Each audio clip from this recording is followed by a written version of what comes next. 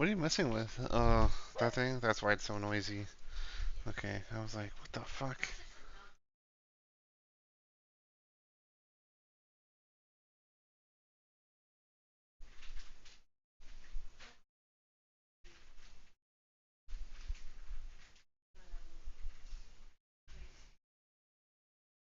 Wow, it's only 9:30? It feels so much later than that.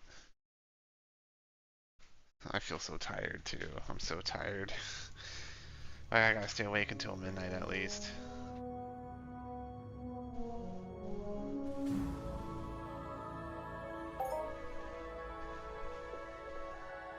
Welcome to Planet Cyrene. The Zirconian are primitive ways to be like humanoids. Cyrene are Zirconian. Huh. Water. Cyrene. Yeah. It's a very watery planet.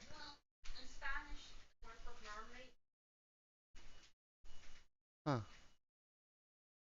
Okay, where am I? Where's the nearest teleporter?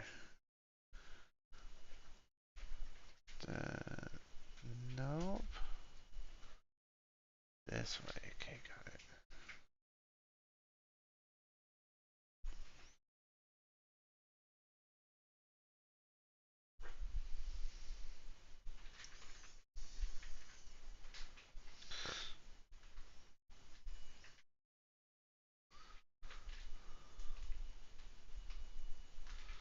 You know, it's kind of cool. There was a person who watched, like, who literally binge watched all my videos. He left comments on all my videos too. Yeah, I thought it was interesting. I responded to a good number of them that looked like I could leave a response.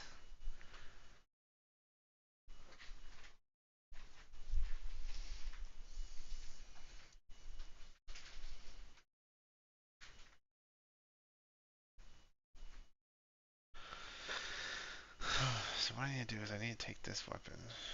I need to go kill 80 weak Pinellions and I get free ammo. So yeah, the mentor took me to this planet, which gives me like a daily quest I can do, which gives me like ammo, which is nice because that was something I was struggling with. I really don't know if I want to take that with me on. There's a fridge. I can literally put my stuff in at work. There's like a literal fridge. Okay. Fine, I'll bring it with me. I'll bring it with me.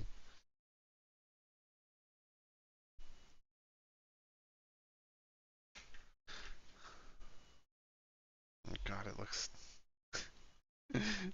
so obnoxious. Why? It looks like a fake paper bag. It's a fake paper bag. It's a real paper bag. Oh, goodness gracious. You wanted a real paper bag instead? No, because the real paper bag would probably break apart almost immediately. Well, that's what I thought of the fake paper I bag. know, I know. I'm just giving you a hard time because I think it looks absolutely hideous. That's what you don't like. Okay, well. Can you imagine me walking through with that? Oh my God. Well, what kind were you like? Huh? Well, I mean, I was fine with just carrying the, You even complain about that one. But if you think so. I was thinking like, for example, Hey, what's the expiration date on that milk? 26. Okay, you know what? Here, pour that milk in this cup and I'll just finish it. No. What do you mean no? I'm So, thirsty. look, that's your lunchbook, right? Uh-huh. I can put more on top. Okay, okay. Two. Make two. I should put also in a brownie. You want just a brownie? No, I ate the brownies already. All of them? Yeah. I didn't even see you. What do you did see me? I ate the brownies. That was fast, Max. That's impressive. What do you mean that's impressive? I'm on that fast track to diabetes.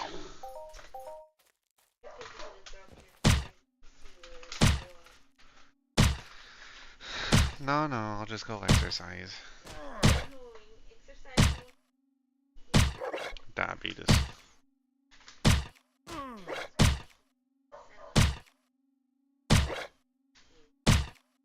Damn, this weapon sucks.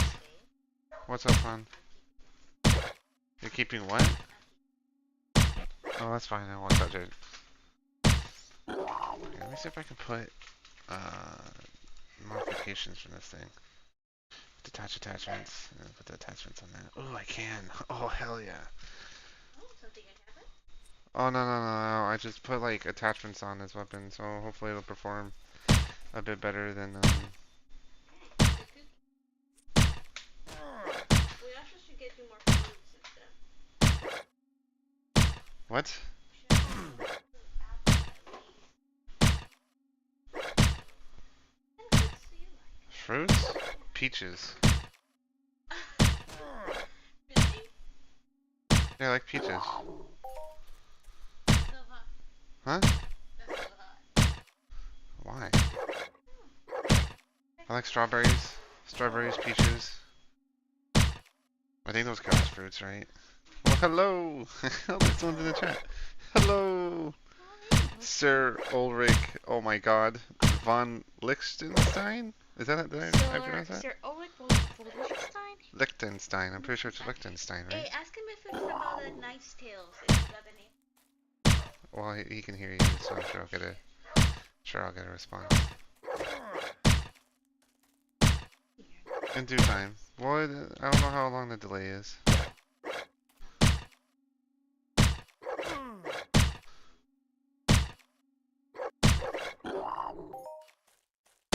Oh, that one gave me like one ped.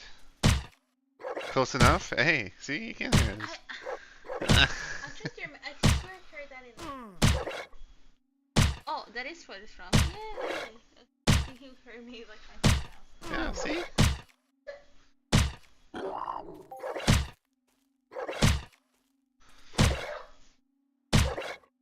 Well, hello and welcome. Hello and welcome. Um, I'm on Planet Cyrene. I don't know if you've like seen my videos or you just came across the stream by chance, but I'm new. And a person brought me to Cyrene. I'm gonna post a video on that journey because it was actually quite. I hit a couple of speed bumps even getting to the planet. I got abandoned about halfway through. So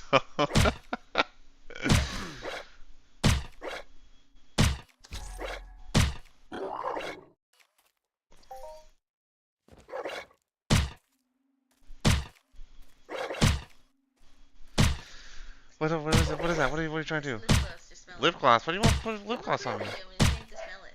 Like fruit. Oh, it smells nice. Just found your channel and caught up on your series. Want to say you keep it on, man. It's been enjoyable. Hey, I'm glad to hear. It's been a couple of weeks since I posted anything. I kind of burned out a little. I don't know if you noticed, but like the last like 4 videos I posted was was me being more frustrated than me uh, than me enjoying my time. So I just played. I didn't even record. I mean, I got a couple recordings. The travel, of course. Um, you just stay on Cali. Yeah. The mentor recommended me go to Cyrene, and there's a quest I'm doing right now. It's the ammo hoarder one right here. Number 2, where if I kill 80 of these weak Penelions, sorry, there's a dog, the neighbor's dog, I apologize about that, with this specific weapon, um, I get like, it's like almost 2 peds worth of ammo, I think it was. It was like 1.8 ped or something. But yeah, it was, well, I apologize. I might mute the mic if the dog keeps barking. But yeah. So what ended up happening was the guy didn't tell me that I needed to download the planet. And so he flew me all the way to the planet, but when he went into orbit, I guess, right, it knocked me out of the spaceship because I didn't have the planet downloaded. So I died and got sent back um, to like the space station.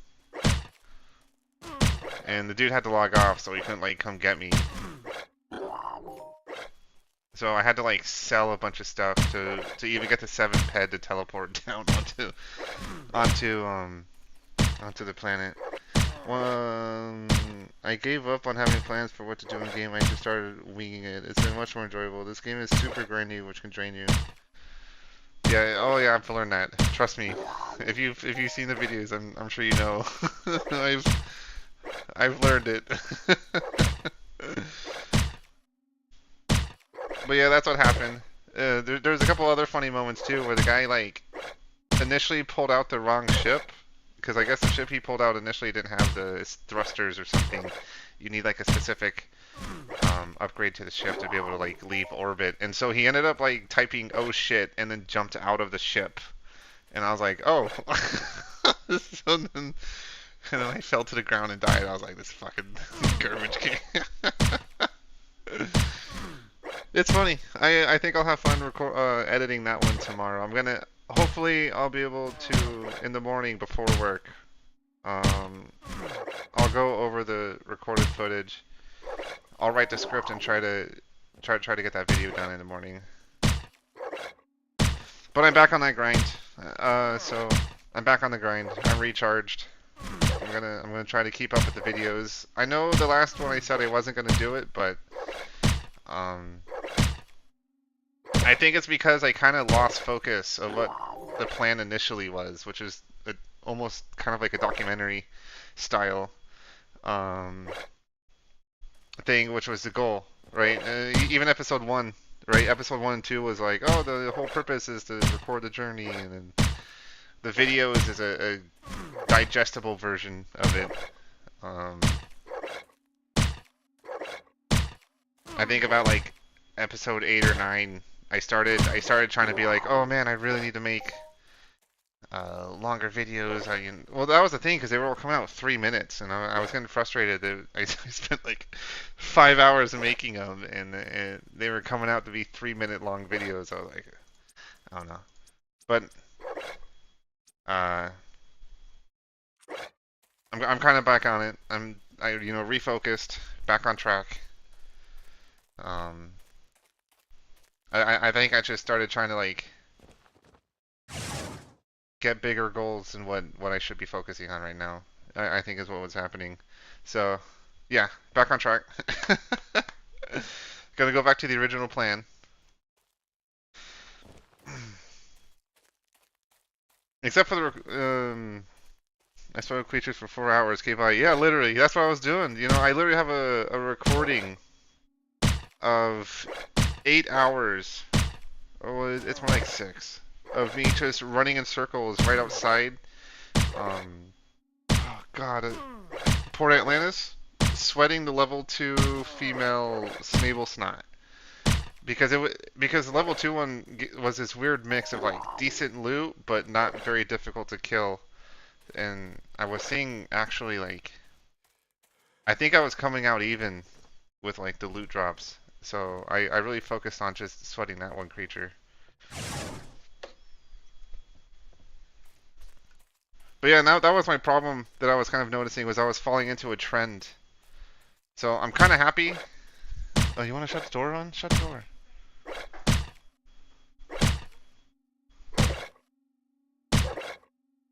So I am kind of happy I managed to break the monotony. I have a new mentor instead of that Alice baby, whatever that person's name was, who I ran across once. I got a new mentor who ended up was a person who stopped by one of my live streams. So he's been a lot more helpful. He's the one that brought me to this planet and abandoned me on the space station.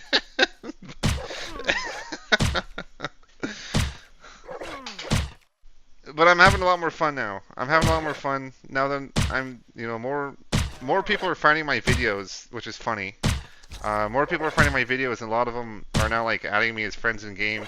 So I've been able to kind of get more involved, and I'm able to get like more direct information than what I was really struggling to do earlier, which I think has helped a lot too. Actually, I think he's online. I think I saw him come online.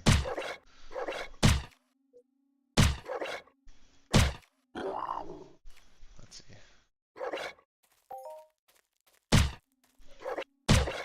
Decent loot, not hard to kill. That's literally what I've been doing all week. Watching YouTube while also hunting Argonauts north of Fort Troy for a few hours each night. I mean, it's nice. I'm really glad I found out how to sweat. You know. Oh wow, I'm actually almost out of ammo. I need to. Oh, actually, never mind. Hold on. No, I'm not. Let's just recycle. Convert to ammo. Okay. Go.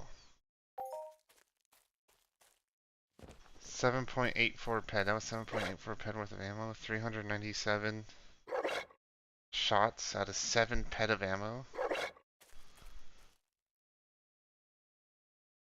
Oh yeah, I guess that makes sense because it was what 25.5 ped for that Barbarella gun for 1,000 shots. Yeah, that's about on track, I guess.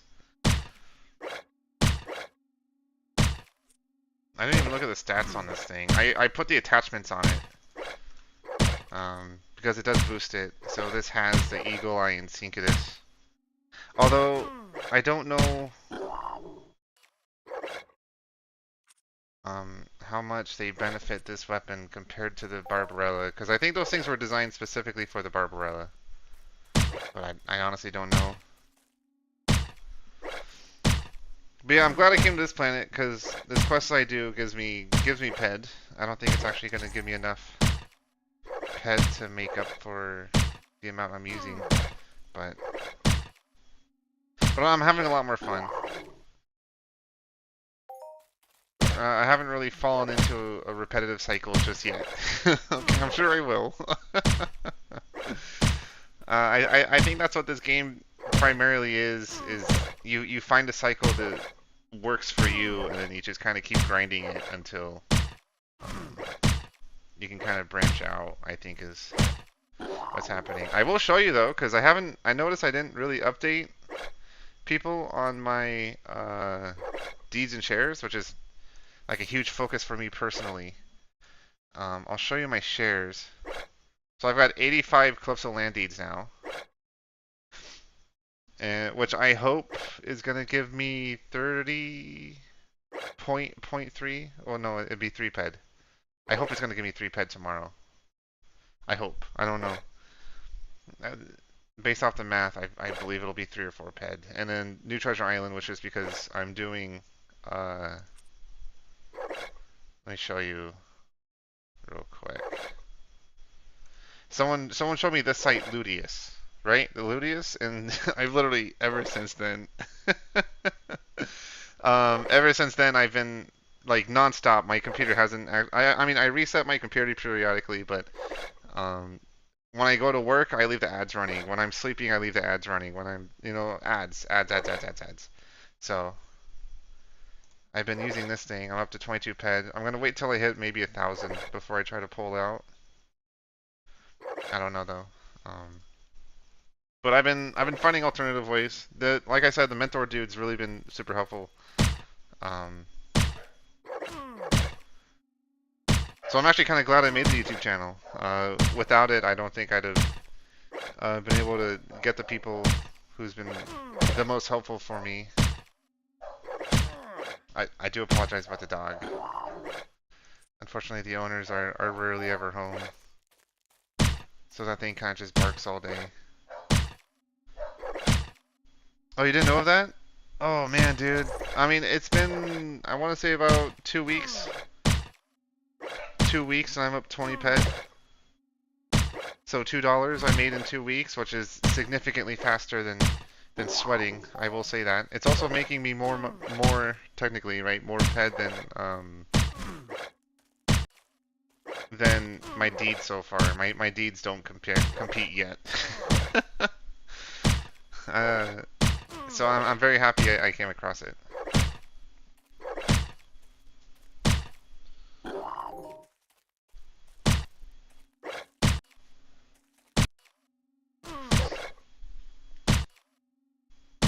So are you new to the game too, or are you kind of like have you been playing for like a year or so, or 5 or 6? It's interesting. I do like reading people's comments because I get a very wide variety of people. Some people tell me they're also brand new, but then there's like I guess super long-term players who are like, oh man, this is really nostalgic. I'm like, oh that's awesome. Well thanks, man. I One farm that use the pet to buy deeds and snowball. Yeah, that's my plan. That's my plan. Try to snowball and item is damaged. Oh fuck, hold on. You're damaged.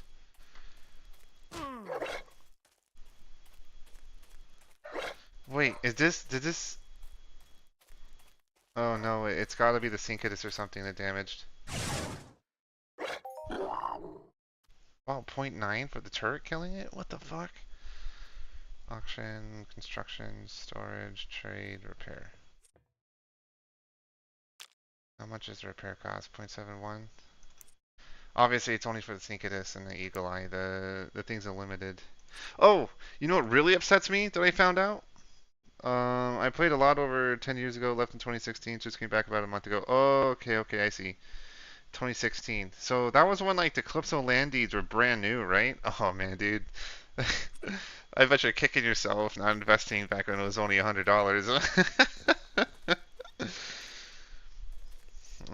Relearning it all slowly. Yeah, it's so my goal. By the way, one thing I do plan on doing after I know like a specific category, I'm 100% updating that Entropia wiki. I'm telling you right now, it's going to be like my life's goal now to make it not um, as garbage as it currently is. I know that it's got good info on it, but I specified it already in that video I think where like you already have to know what you're looking for in order to be able to find that info. So um, I think with sweating is my first goal, the first page I want to work on that wiki site. And well, I don't even know if I can edit it to be honest. No, it doesn't. It doesn't, man. I'm telling you. You said you watched my. I mean, you said you saw my videos, so I'm sure you remember I think it was day 8 where I went on that like 10-minute rant. Oh God, I got so frustrated too. Even during recording, because it's all scripted, right? It's obviously scripted, but uh, I still got really frustrated rereading it because I fucking hate that website, dude. I hate it. I only use it for what mobs I can possibly hunt. Yeah, I mean, and like I said, it does have good info. You just have to like. Sorry, the dog. Once again, the dog.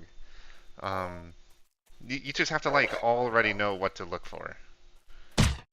So my goal is to like slowly over time work on like each individual like page specifically for skills. I think that'd be one of the best things to like start fixing first. Because that's what most people are going to look up, right? Because everyone's given the laser weapon, so they're probably going to look up the laser skills to like see what you can do and whatnot. So my plan is to slowly try to edit it and make it effective and make it useful and have lots of links. Um,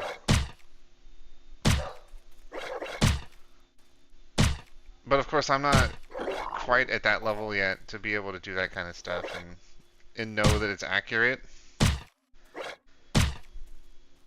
But that is one goal. I might just try to get people together, like people who've been playing for a long time and know like a huge majority of information.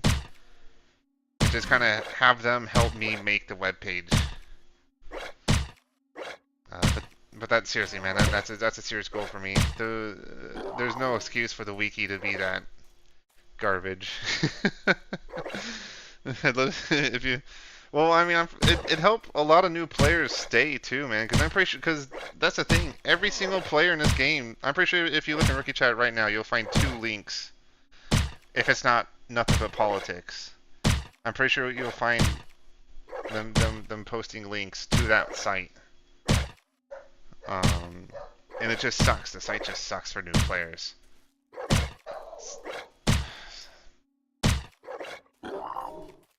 So I feel there'd even be a bigger retainment of new players if we just fix that site, man. I'm telling you, that dog's going ham. Okay, how many more kills do I need? Oh, 37 of 80. I'm not even halfway.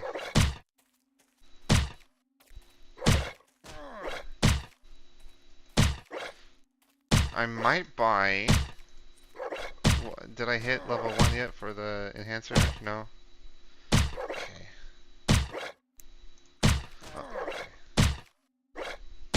Oh, because this quest, this one specifically wants me to use this weapon. And it's taking a good minute to kill these things. I'm getting really good drops for some reason. That was like 8.30. But I don't know the cost per shot on this guy, so I can't really tell you if I'm actually coming out good with it or not.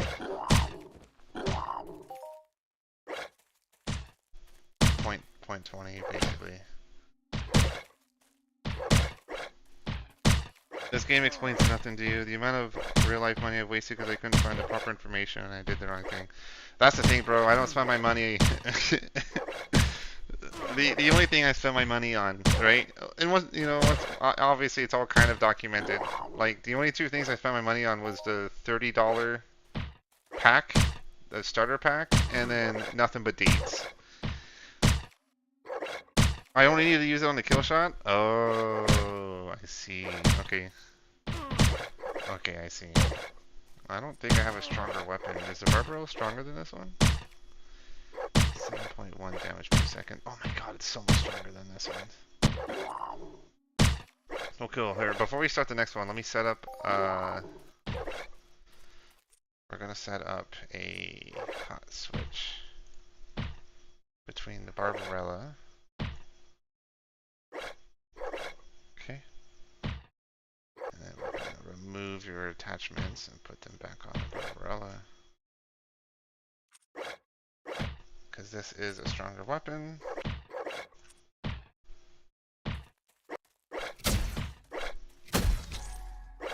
Ooh, baby, look at oh my god. 2 crits in a row. And we'll switch.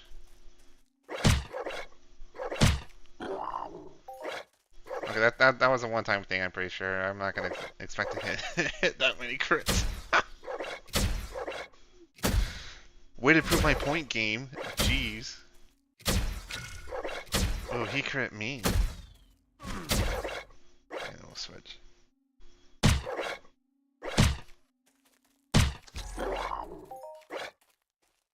I do think, though, Cyrene is a bit more, I guess, new player friendly. The only thing that does kind of suck is if I wanted to, like, still play the Deeds game, I'd have to pay the transport fee. But I don't think it's even worth it. I was looking at the income between, like, Underground Deeds and the Calypso share. And the Calypso share technically pays out slightly more on a weekly basis than the Underground Deeds. At half the price. So I think I'm just going to stick with the shares for now.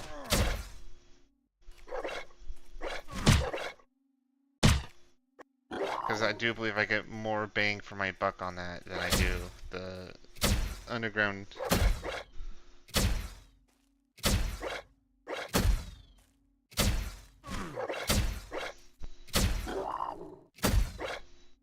I need to get better weapons. What are my skills? Oh, never mind. I don't think I can. Cali D trust is the best. Yeah, I think. Yeah. Yeah. That's what I was doing when I was doing a bunch of math at work the other day. Because I don't. I'll show you real quick. Because that's kind of my main focus playing this game are the deeds.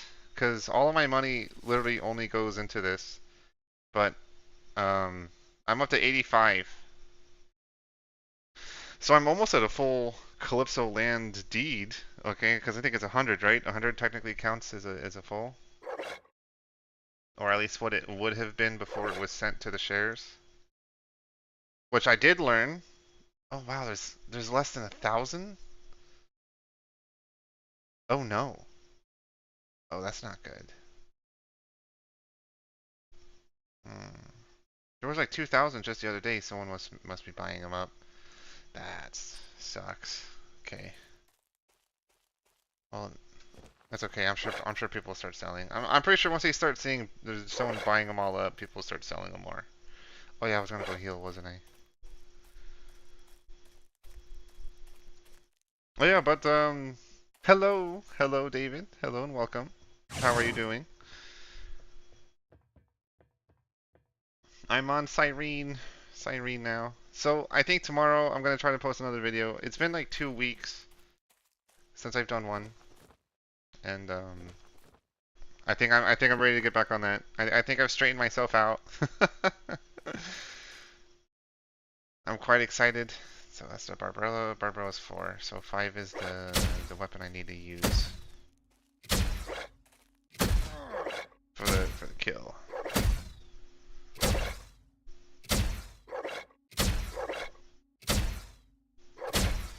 Oh, thank goodness I didn't crit.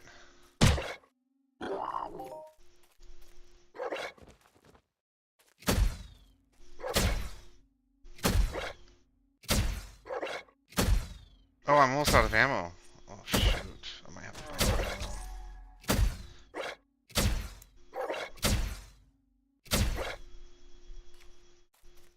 ammo. I don't think I'm gonna get enough ped. I don't think this is even worth like the. What's the reward for this mission? When I read it, it was only 10, like 1 ped, right? Oops, I didn't mean to shoot. It was like 1.5 ped. You gotta get out. Oh yeah, man, no problem. Hey, thanks for stopping by. You know, I appreciate it. Um, it's always a lot more entertaining streaming when I got people I can talk to. You know.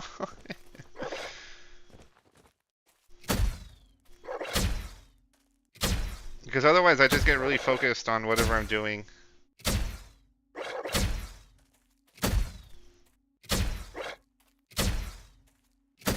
Oh, switch.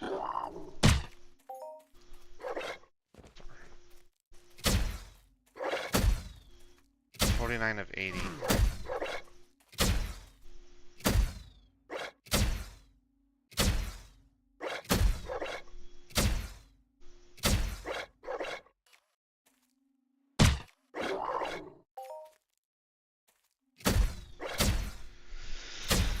There's 3 missions I should have stacked. I should have stacked?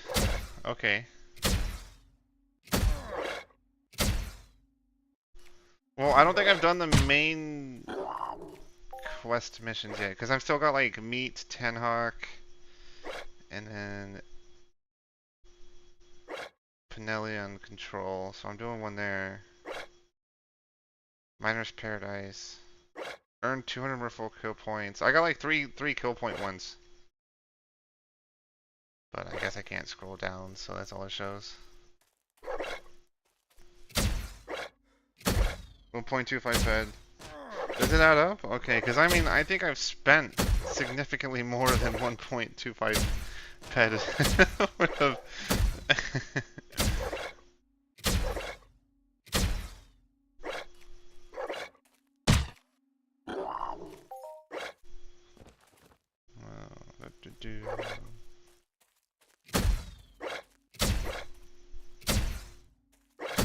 Yeah, I'm down to 30 bullets. I'm gonna have to actually go buy some ammo. I don't think I'm gonna make it with what I have.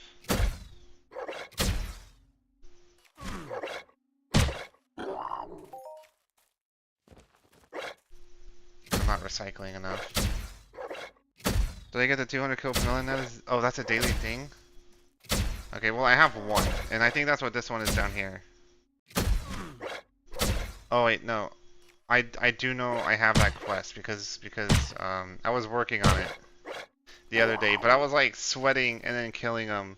So I wasn't aware that was a daily, but that's a remarkably tedious daily task. Actually, this game's tedious. I should know that by now. Falcata. What's this? This looks cool. Damage. I want to cut damage. That's not what I'm looking for. 33.5 to 7.0. Let me see what he's typed. I can, next island? I think that's knee, right? Next island. Okay. After I finish that 200 kill mission, I have to go back to the NPC for this cover rewards. Right. Oh, so I can do that daily and get those skills daily? Oh, I'm out of ammo. Okay.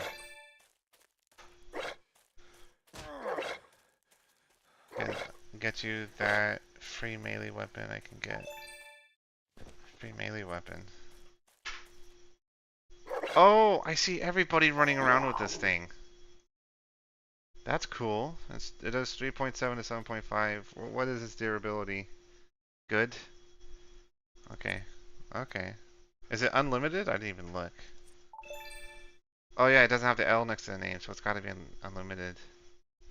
Increase run speed by 10%! Ooh. This is here on site arena and only costs 5 ped of shrapnel. Oh. Okay. I need to get that. Are you in the... Oh wait. You're not David Snaz now, are you? I don't remember. What was your name and uh,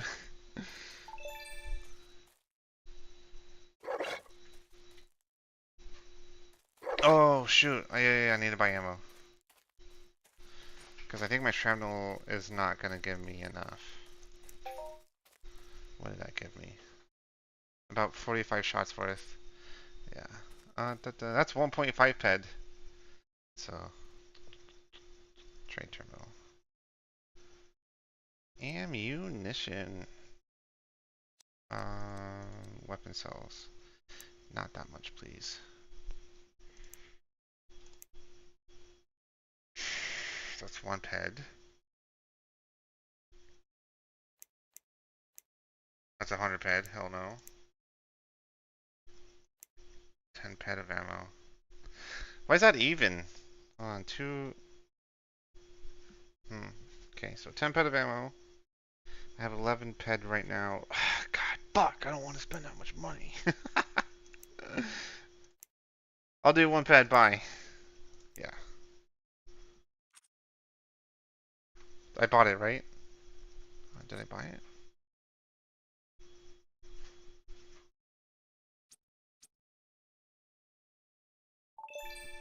Maybe it'll switch between the two after it's out of the universal.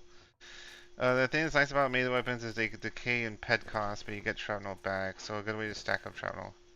Yeah, that's what I was doing earlier with the melee. After I finish that doing a cool mission, you have to go back to NPC first. Okay, right, okay, so there's nothing new on the YouTubes.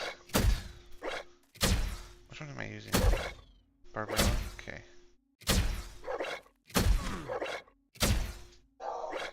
Oh, there's a dog. What'd you do to startle the dog?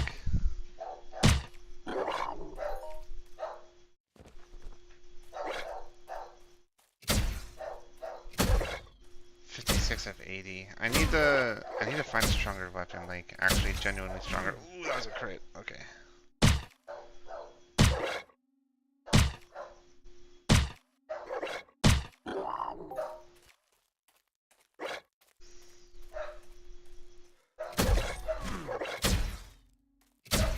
I'm liking these crits. I wonder if it's because it's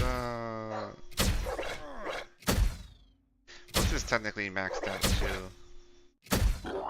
Oh fuck! I killed him. No, I got distracted.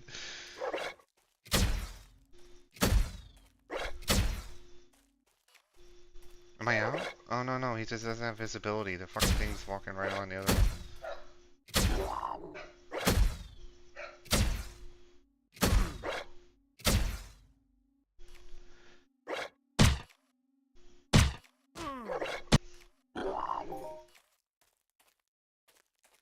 So let's see if it auto switches. Oh, it did. Oh, that's not nearly enough.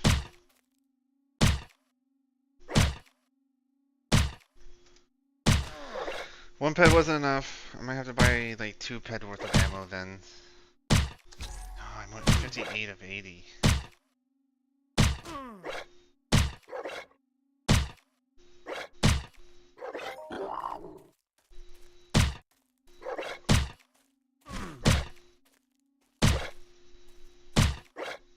What time is it? 10:14? Okay. I think I'll play till midnight. So 2 hours. I'll give myself 2 more hours. And then I gotta go to sleep.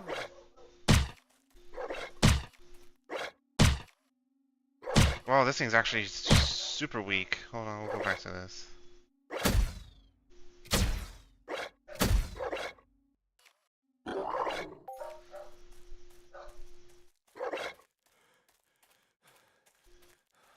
How much was that maze hammer? Okay, so my skills match. I'm not getting the max there, and I'm not getting the max here, but that's fine. You said I can maze hammer, trade terminal, maze hammer. Oh, it's not gonna be in the TT, is it? No, I need to go buy it on the auction. Maze. Oh, fuck. Uh,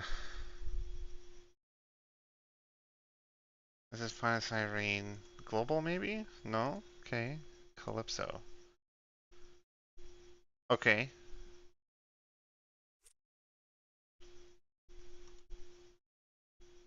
Copy item link.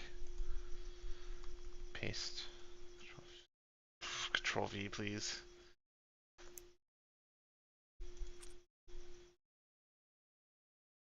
So you can't sell it? Is it a... This is here on Cyrene and only costs 5 pet of shrapnel. Is it a quest? It's gotta be a quest then.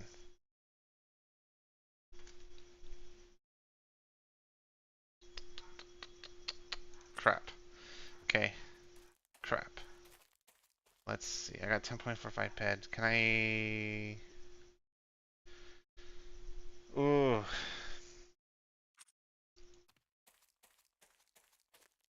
I can sell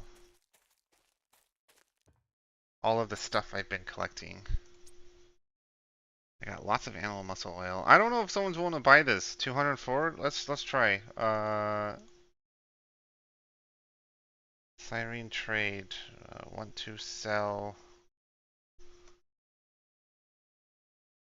Copy item link. We'll do 200. B.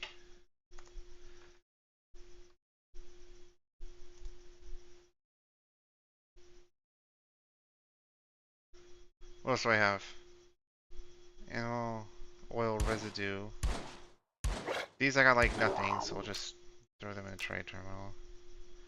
Basic leather extractor. This is for crafting, but I don't think anyone's gonna want this either. Socket one component? Maybe. Convert to ammo. So that's 6, 7, 8, 9. I got 9 ped sitting right there. Sell you.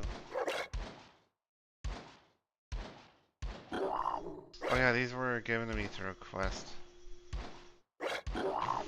Fuck.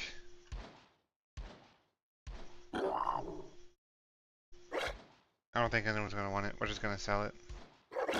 That'll give me 9 ped. That'll cover a melee weapon, hopefully. Sell. Sell.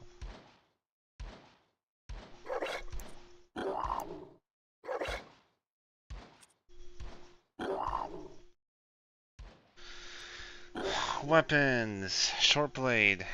Ooh, hold up. This is different. This isn't the one on Calypso. That doesn't do a lot of damage. What about you?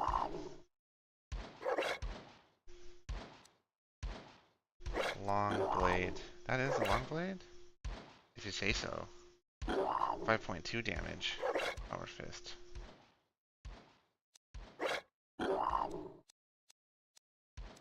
They're identical. Why is that?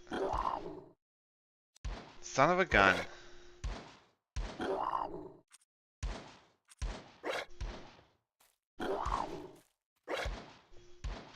Well, I need something.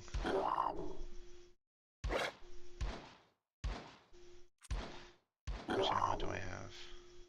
How close am I? 60 of 80? I only need to kill 20 more. Oh, boy, goodness me. What about that? No, I can't buy it. How much do people sell shrapnel? Probably a lot, right? I guess they don't sell shrapnel on Cyrene. What do people sell on Cyrene?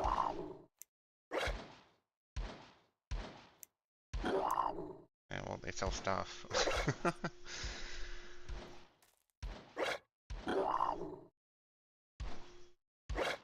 So we'll go with ammo.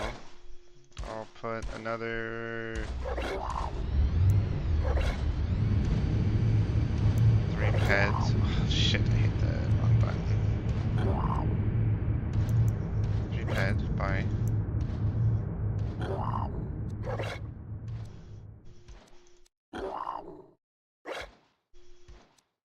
I want the long blade. Please be the long blade. Oh my god, it's 15 ped.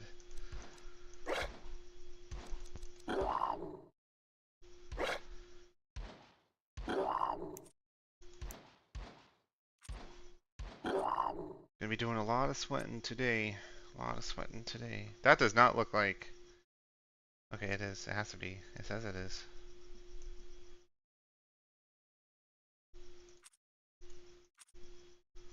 Let's try it. 4. That's a blade? Oh, that's actually kind of cool. Okay. Oh, I did buy the starter pack. Oh, the refill. Oh, well, maybe. Skill boost. Oh, that's the Sib, right? Sib just kicked in.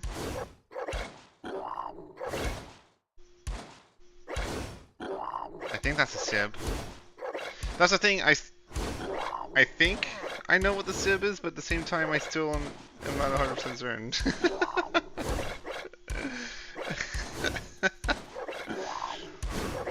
I just know a passive gets activated.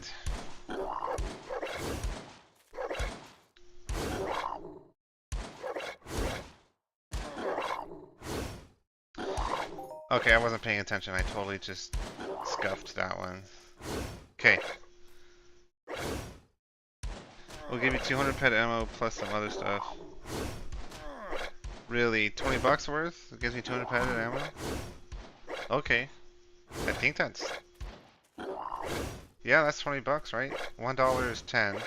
So $10 is 100. 20 bucks is 200. Yeah, okay. Yeah, I get a full-blown... Oh, don't kill it. 5.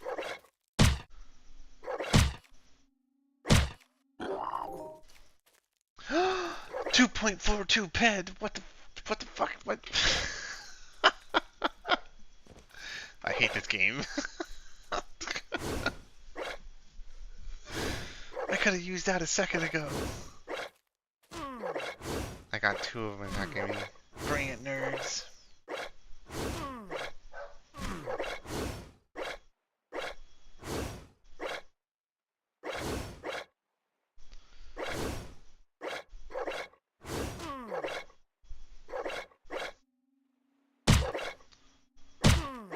I got a third one attacking me. They're just taking turns.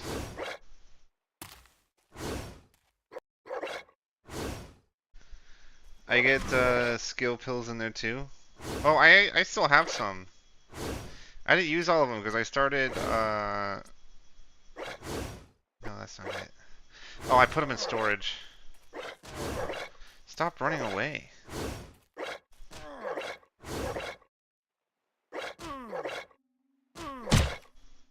Oh, I actually freaked out. I was like, 17!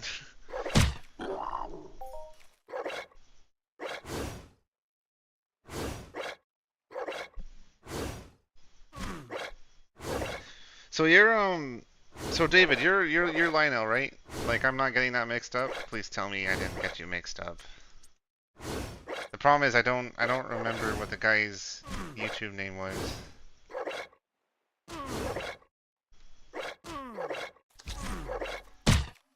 Very nice. I got an awesome crit.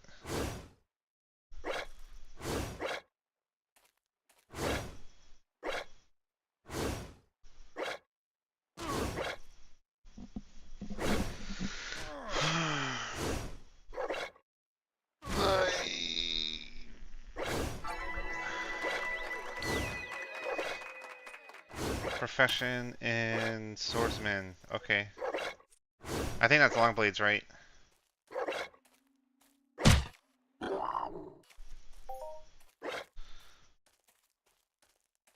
.3 0.3 ped. Okay.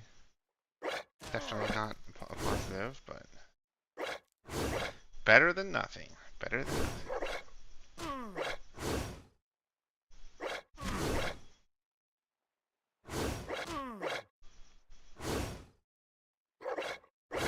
I might have to go heal after this one. I'm not a fan of dying at all.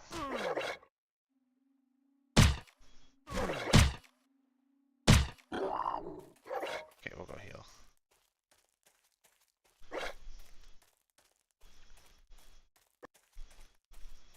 So here's my question. Here's like a genuine question. What, as a new player, right? Because obviously I'm still literally brand new.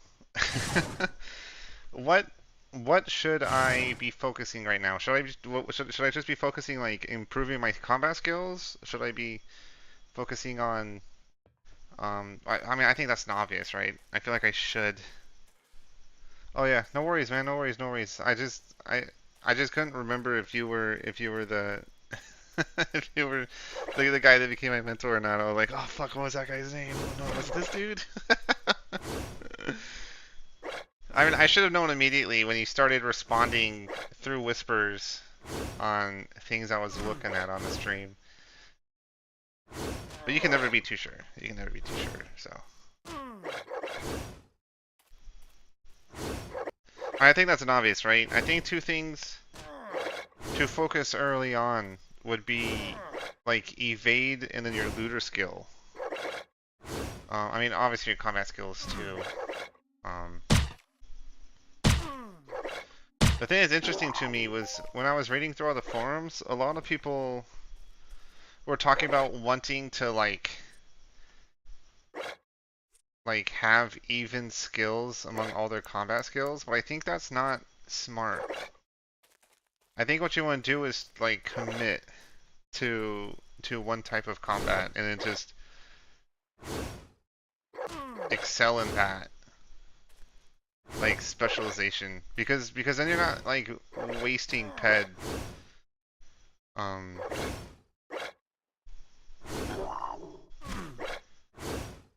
trying to like get all of your skills up because I think that's a waste because people say okay of course from all the forums I've read they're like the more skills you get the slower you start developing skills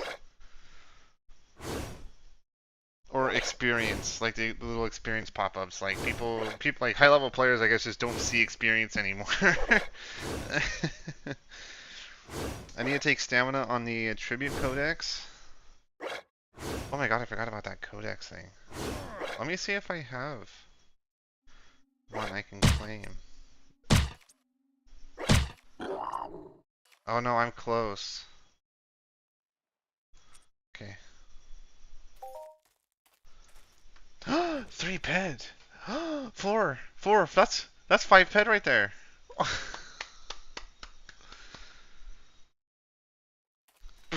High loot skills my butt. All I need to do is just fucking win the lottery. That's it. I gotta go. I gotta go fucking put in lottery numbers right now.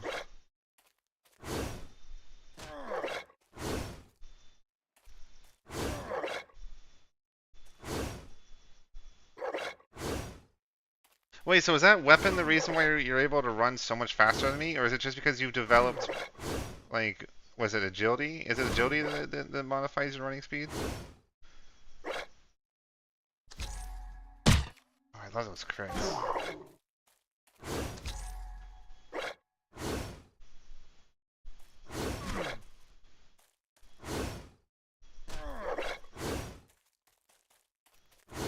I don't think I'm gonna convert that ammo or that shrapnel in ammo. I might just sell that shrapnel for the 5 ped because that I can use that.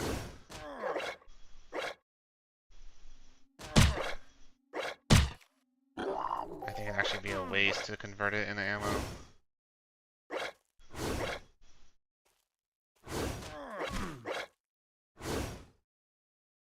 Wow, I'm getting a lot of experience. Bravado. I don't know what bravado does combat-wise. I don't think it goes towards your defense skills at all. Maybe your hit chance? maybe it's an offensive skill.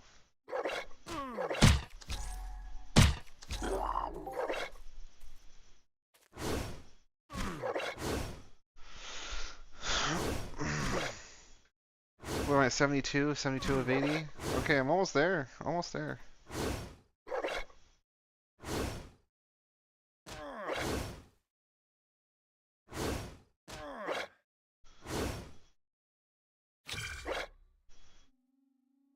Okay, we need to go heal. I don't want to go die. Not interested in dying. Well, my carry weight capacity increased to 65 kilograms. Shrapnel 0.03, 0.13, 0.06. Do do do. Do do do. Oh yeah, so I think tomorrow, man, I'm gonna be making another video. I think I said that already. I think tomorrow I'll try to pump out a video. It's gonna be the journey to Cyrene. And all of the shenanigans we kind of walked into, or the little mishaps we experienced along the way.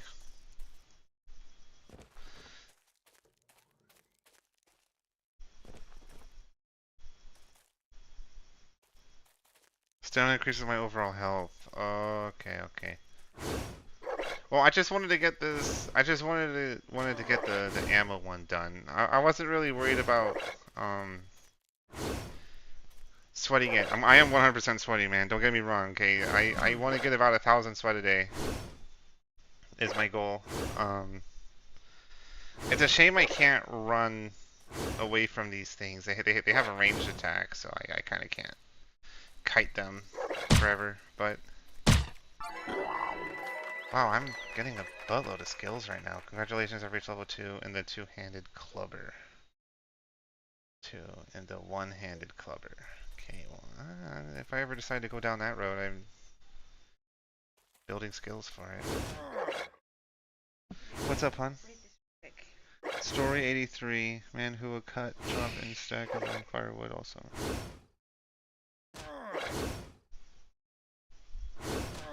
It's not fun, just unnecessary. And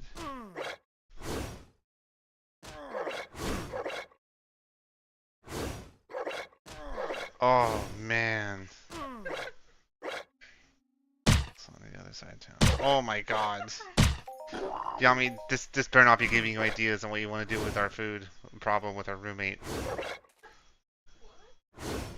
Okay. You, you will not cause harm to our roommates just because they're stealing our food. Understand? You will not cause harm to our roommates. The worst I'll let you do is put laxatives in like some cookies. Okay? Okay, you're not gonna fucking harm people.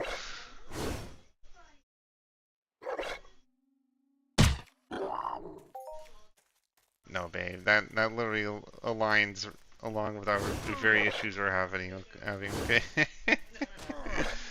See, this is where from. What's your small town secret stories? Oh, okay, okay, huh. I just find it interesting how the one story in that whole video was the one thing that related to what we're suffering from. Okay?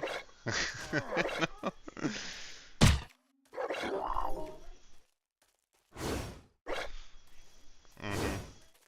Mhm. Just replace firewood with food and black powder with epicac, and we got the exact thing you want to do. Okay.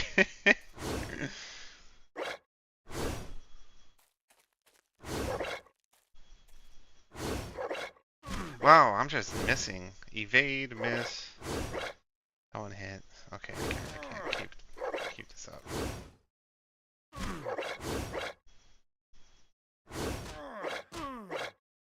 For the love of God, kill him. Stop missing.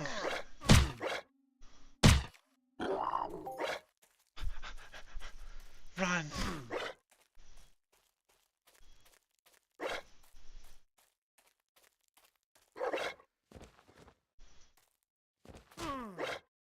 Okay.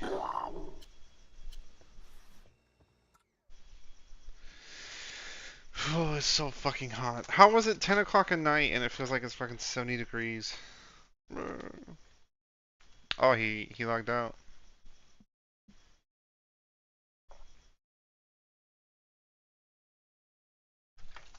Oh, I should probably mute my mic before I drink. I think it just sounds gross.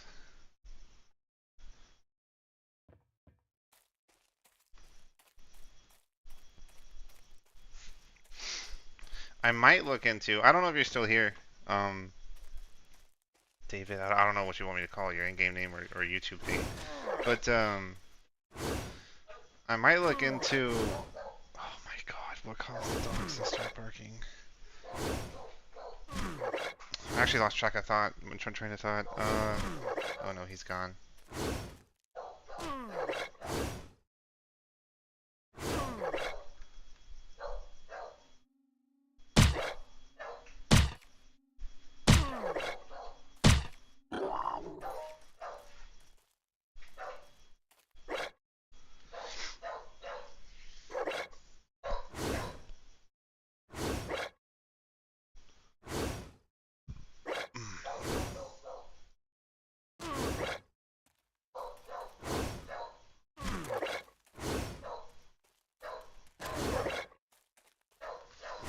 Was he right outside our window? Is it me that he got alerted to?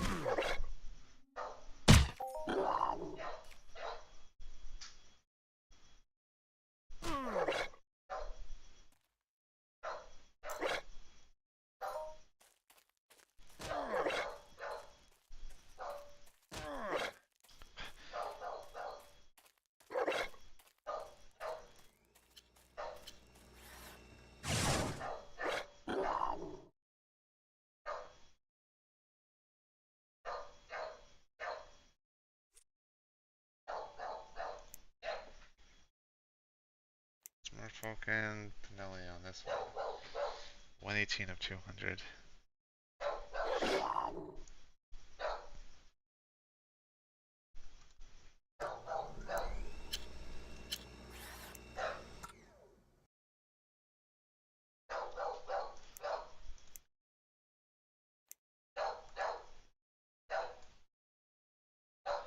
Track. For now, I'll just track you. Enter is an island.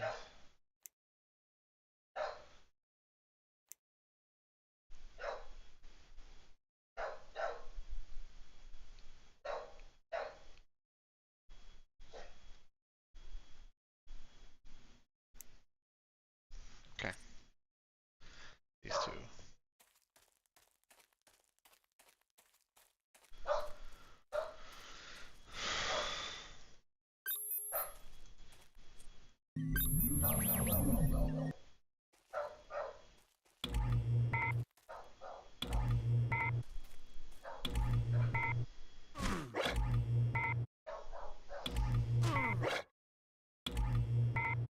Found the steering stone worth 315 ped. $30. That's pretty fucking awesome.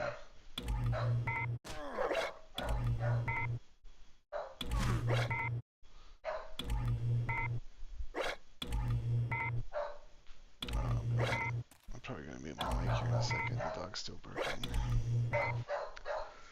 Yeah, I'm just gonna mute the mic.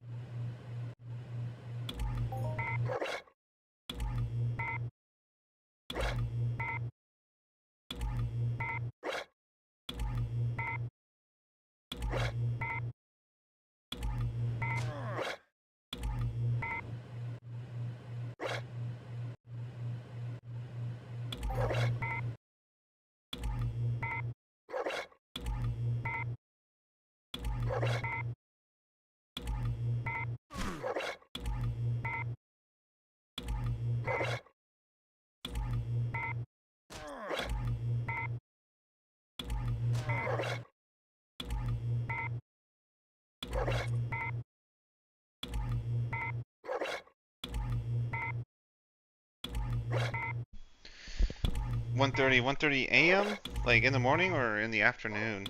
Cause it's 10:39 in the evening, so it's about an hour and a half away from midnight. I thought you were gone. My my bad. I muted my mic. Well, that's because the dog was barking, and I've kind of gone back to my normal routine. I think right now. I have the two quests I'm working on, right? The 200 Pinellian kills, and then this sample one that you had me collect as well.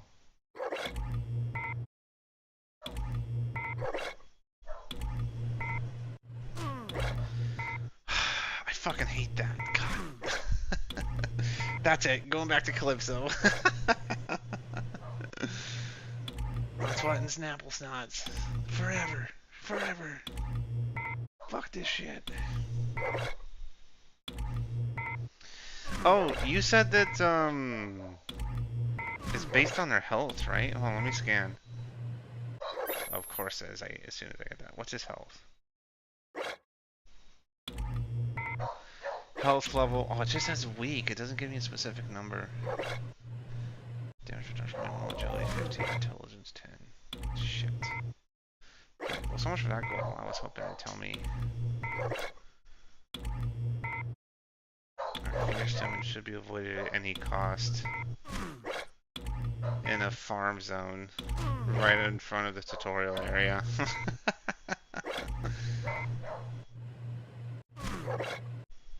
Oh, oh God. That's terrible. Damn, man, we started the stream. I didn't know you enjoyed it that much, dog. I apologize about the dog. It's not very well disciplined, unfortunately. It's not our pet though, so I kind of can't do anything about that. Without some kind of legal issue, I'm sure.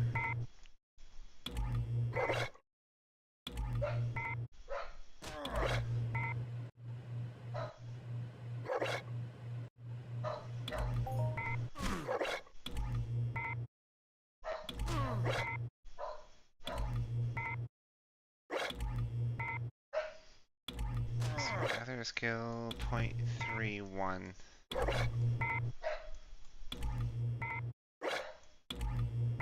What's my profession at? Is it level 2? Oh, I'm actually kind of not really close to level 3. That's at least 12 hours of sweating.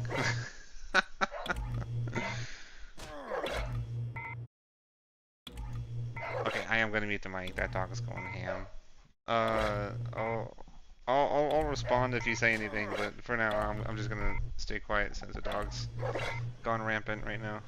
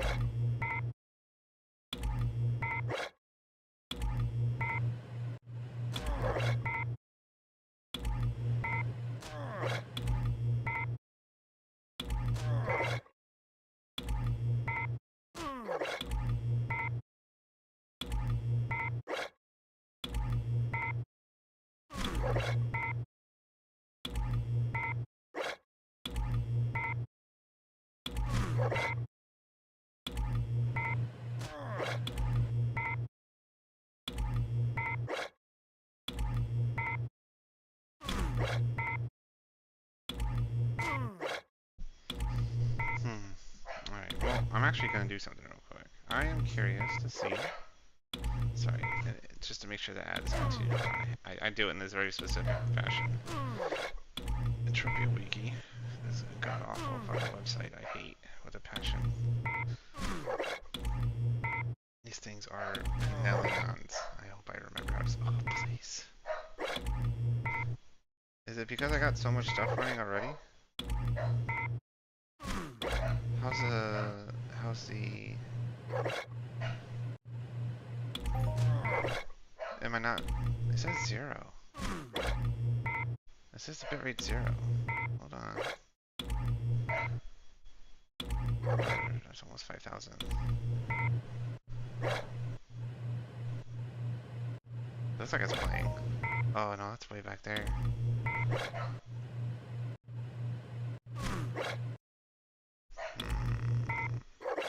Okay. I don't know.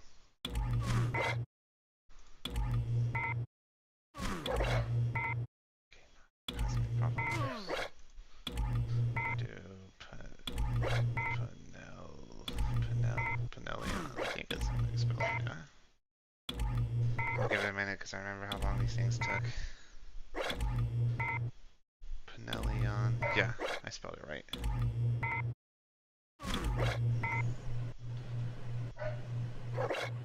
You're still searching? Search.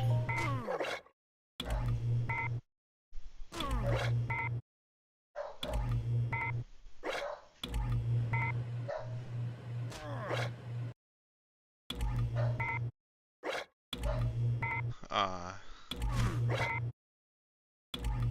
Fuck. Fine.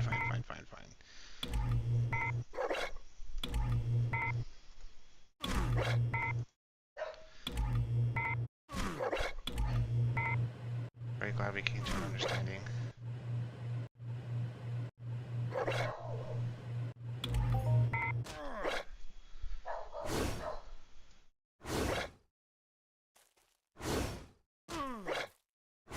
I always wonder if I'm desyncing when they do that. I can never really tell, to be honest. This fucking dumb. Alright, I'm good.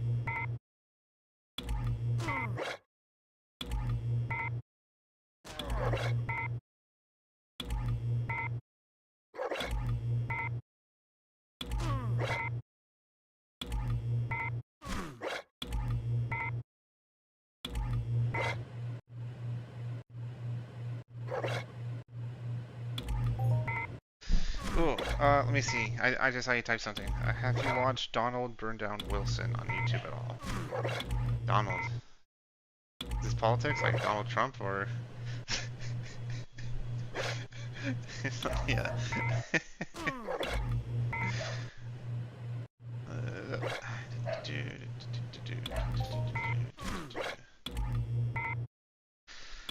Let's go confirm. Donald Burn down Wilson. With Donald burn down Wilson. Oh, what the fuck? No, no, no, no. I haven't seen this. I mean, it's for Vault 76. It's a game I don't really TV news crew murder on air. Damn. Basic guide. Donald Wilson. That all that's you're talking about that, right? Entropia Universe Mining Drilling Basic Guide. Oh, Lore Spade. Oh, maybe it is Entropia related. Okay, I'll look into it. Hey, I learned, man. I learned. Okay. I just. Yeah, I saw that. I saw that. Oh, I saw he had Entropia related stuff. The first one was about Fall 76. It popped up. So I'll look into it.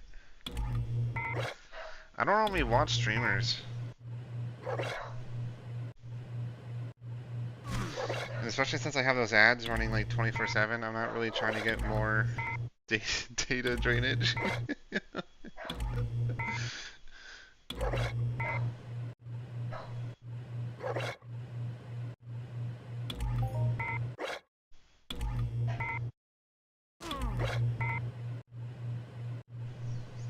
I got plenty of health. Let's see this one. So this is the person you're talking about, right? Donald Wilson? Oh, what a weird mix. There's just TV news crew murdered on air in between two fucking... After guilty verdict, Barnes and Noble firing just... What did you have me look up? Trumpsters John Manning KKK shirt. Oh my god, it's all politics. It's 11 months ago. Oh, you have unlimited data? Okay, he paid me 200 ped from Channel Point Redemption. Oh, he has a good guide on Serene. Let me do a more specific. Cyrene. See if I can find it. Cyrene explained arc badges, Imperium plates, and more. This is what you're talking about, right? That's 1 year ago. Cyrene Planet. They're all this codex. Finally. Trophy Universe. Trophy Universe New Players Guide Cyrene. This is Julia McBain. Not. Okay, so this dude was like obsessed with Cyrene about a year ago. Oh my god, I fucking hate this dog.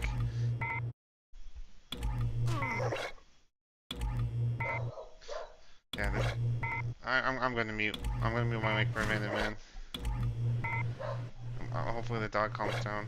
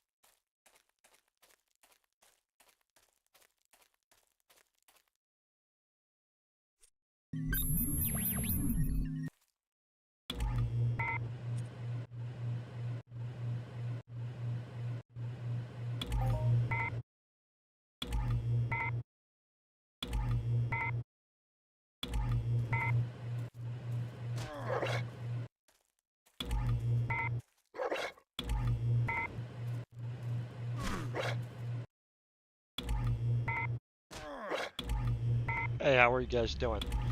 So, today we're going to be covering Cyrene pretty well. So let's say you just arrived here. You're going to come in right about here. let's be honest, Cyrene is a complex, very amazing planet. Has tons of skill missions for you. But in all honesty, if you're just arriving here, you're going to have no idea what you're doing unless you kind of looked into it ahead of time. I have been on this planet for a little while now, multiple times. Um, there are, of course, people way more ahead of the game on Cyrene than me, especially on the Arc badges. But I am significantly in it and feel comfortable explaining all the stuff to you at this point. And so let's go over exactly how this goes. You're going to show up. You can land on this pretty easy place to find because it's going to be up in the air floating giant sky fortress, right? Skylab's teleporter. One of the most important places that you're going to want to go immediately is going to be this arc staging ground. And that's where we're going to start right off the bat, right? Um, the arc staging ground is where you get all of your daily crafting missions, the daily mining missions that are accessible immediately, and even this guy that's going to want you to kill a bunch of robots, I believe, over here. We can't do that right now. But that's a good skill mission. So right here, this guy has dailies. I think he gives you about 6 pack per whichever type thing you mine up or drill up that's within his missions. I have collected some of them recently, but not all of them. So let's look through this. That's an arc faction mission, not the same thing as the daily. So at 200 points, you'll gain access to an additional grouping of missions. Here are the ones for this planet. And there should be, well, basically, you have a whole bunch of mine up overall challenges. Then you have these dailies. This is what I'm talking about right here. 40 peck in, if you mine a claim at 40 peck, you will get 8 peck worth of actual skill. They're all different ranges. I've collected most of them. There's almost one for every one of the materials that's actually mineable on this planet, that's specific to the planet. Let's say that. So after you get 200 points, you'll unlock these ones that allow you to claim a faction badge every time you get 3 of said claims. And so depending on how much mining you're feeling like doing and stuff like that, that can be handy. So here's the fabricator guy. I'm going to show you the missions that he has available. I have been knocking some of them out, so they're not really available yet again. But there are all these craft a acid. Oh, let me double check. Yeah, craft acid plate. The patterned shirt is one of theirs too. This embossed shirt though, that's an arc badge one. And I'll show you where those are in a second. This amazing. If you're gonna do weapons crafting, I'm gonna tell you 6 pack daily in manufacture weapon skill does add up. Right here, you've got your metal crafting, Osprey cold plate. I think we already actually need to, well, I guess I have to collect on that one. But, and later on you'll get this other craft. This is at 300 points, or 300 faction badge that you unlock this texture and alien, which will knock that out. I just actually got past 300 faction badge the other day. And so you've got your crafting, hunting dailies over there. Over here, you got a bunch of guys with different dailies over, well, not dailies, but long term, like, hey, go kill a bunch of crap. Not very Okay, complicated, right? dog, calm So down. then, we're gonna hop on our little skateboard. All of that's easy to carry out missions. By the way, when you do find your yellow crystal, which you're gonna, right? You can then turn in 5 yellow crystals to him for a daily Cyrene token. You know, the Cyrene tokens. That doesn't seem to be a real gap in the thing, so we won't go through there, obviously. Um, if you guys are just here to hunt, though, for skill, I'm going to shoot over here. I'm not going to blast some, but I am going to show you this. right over here are where the REDs are.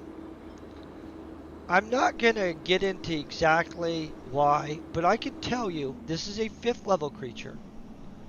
It has exactly 20 life, right? They don't hit way hard. You'll always almost find people hunting them.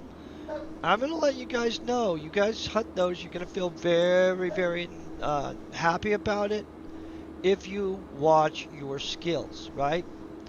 So I'm going to come up here. We're going to show you where everybody's going to be sweating real quick. Ish. That's not what I'm exactly showing you, though, because they're all going to be sweating the little Paneleans. Now, little Paneleans, they drop the tell that you're going to need for a lot of the upgrades. And I'm going to show you some things on this planet that you're kind of going to be shocked and like, I need to get this fucking oh, now I skateboard. understand. And some of you already know all this, so it's not like I'm going to bring you something new if you already This know fucking all of it. dog. I'm going to say a lot of people don't know this. So for one, this Zysen Psychic Master Attainment Mission, which I'll explain, phase 1 of it's like sweat 5,000, turn in 10,000. Then phase 2 is like sweat 10,000, turn in 20,000. Phase 3 was sweat 20,000, turn in 40,000. This just had me on phase, well, it might be phase, it's the final phase. Was sweat 40,000, I have to turn in 80,000 when I go talk to that guy. See? Boom. And so these guys are all where you'd want to come if you needed to buy up the sweat for that, or if you're just sweating. They also drop tails and stuff like that. But besides that factor, I'm going to show you some more skill. Now, if you're just hunting them, I'm going to show you where you can get the auto loot feature. Boom. We're going to be going more places, so we'll just leave that out. This guy here, right here, I didn't take this on purpose today for this reason. Will literally, if you go and kill 200 little of those guys, he will give you a grip of skill 2. Let's check exactly which skill he gives. I think it says in the mission breakdown. I think it's combat reflexes, but I don't want to misinform you guys. It's the thing, you know what I'm saying?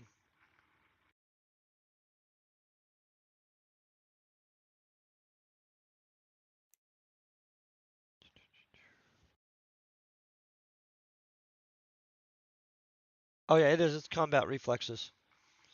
And so that's absolutely a good one to do, just to be honest. Let's look what the 200 dusters would give us.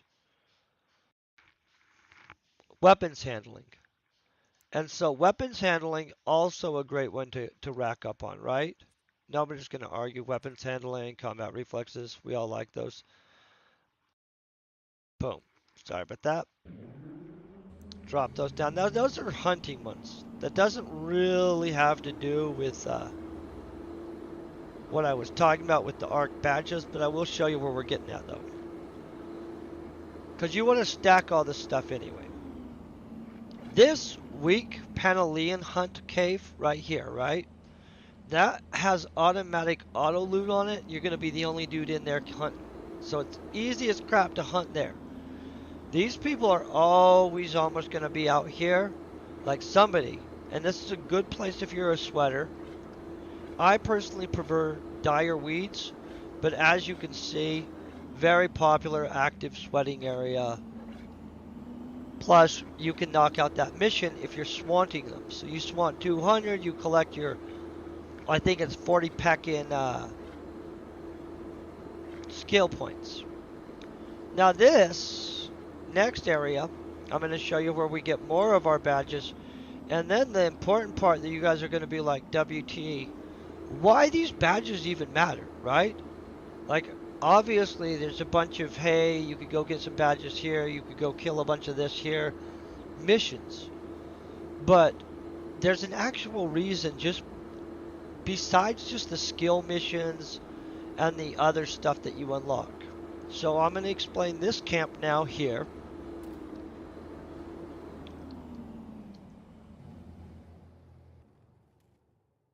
Up pick this up at this point because obviously I'm gonna see and make sure that we have things available. Okay, so I think even at 100 faction badges, you're able to access this guy. This guy will give you skill missions that are additional skill missions to the other ones over there, right? In which we're also going to get crafting stuff plus a badge, which is awesome, right? Now I'm going to show you there's more than the ones that I'm doing right here. And the reason why is because I don't have the materials to do every single one of them. And in all honesty, what are these called specifically? Craft of, thank God they're actually craft. So this will get you a faction badge and it will get you manufacture weapon skill. That will get you a faction badge and it'll get you some armor technology. So every single one of these, oh hey, how you doing, Prime Admin? Will get you a actual faction badge and the skill. So there's these skill ones over at the other camp, and then there's these totally separate skill ones that unlock. Does that make sense? And so that's one of the benefits of getting your stuff up, but that's not the only benefit.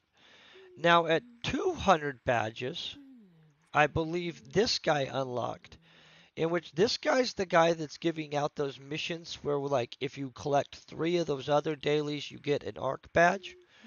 And then you got this guy right here. He wants some sweat. You can collect the sweat one immediately. So if you collect 500 sweat per day, and we'll collect these real quick. Wouldn't make sense not to, right? Um, if you collect 500 sweat per day, you're going to be able to just turn them in and collect faction badges without having to worry about it. Now, the reason I have so much is, remember, we're saving up to be able to turn in 40,000 sweat, or no, 80,000 sweat. So obviously that's going to be a bit. I'm not going to pretend, but we will be there, and pretty soon, sooner than you guys want. Um, let's do this. Partially because there are people helping me. So this, we're going to knock it out real quick. See these take Cyrene mission tokens? So a lot of people are like, well, what do you use Cyrene mission tokens for? There is a vendor, but these other dailies, you're going to actually need them. So I'm going to hit cube because I need to actually see this other one. Lube. By the way, if you hunt the swamp lurkers, this lube is made by taking the lurker oil and Zorn combined to create lurker lube. Just so you guys know. Has a ridiculous markup too. Oh, that's not as bad as I thought it was, guys. Some of this stuff really does have a ridiculous markup. That's a pseudo reasonable. Power lube, we got it. Boom, got it. Now let's see.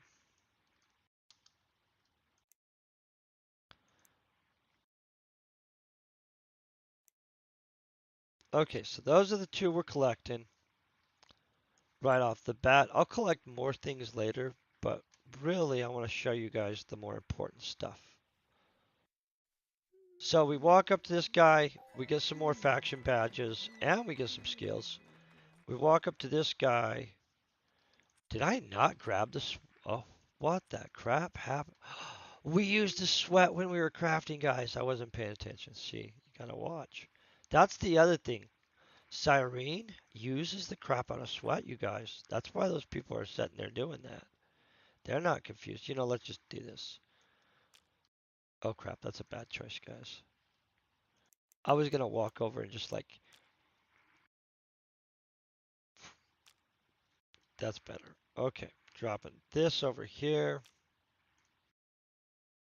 Yeah, pseudo organized there, guys. So we go over here, turn in some sweat.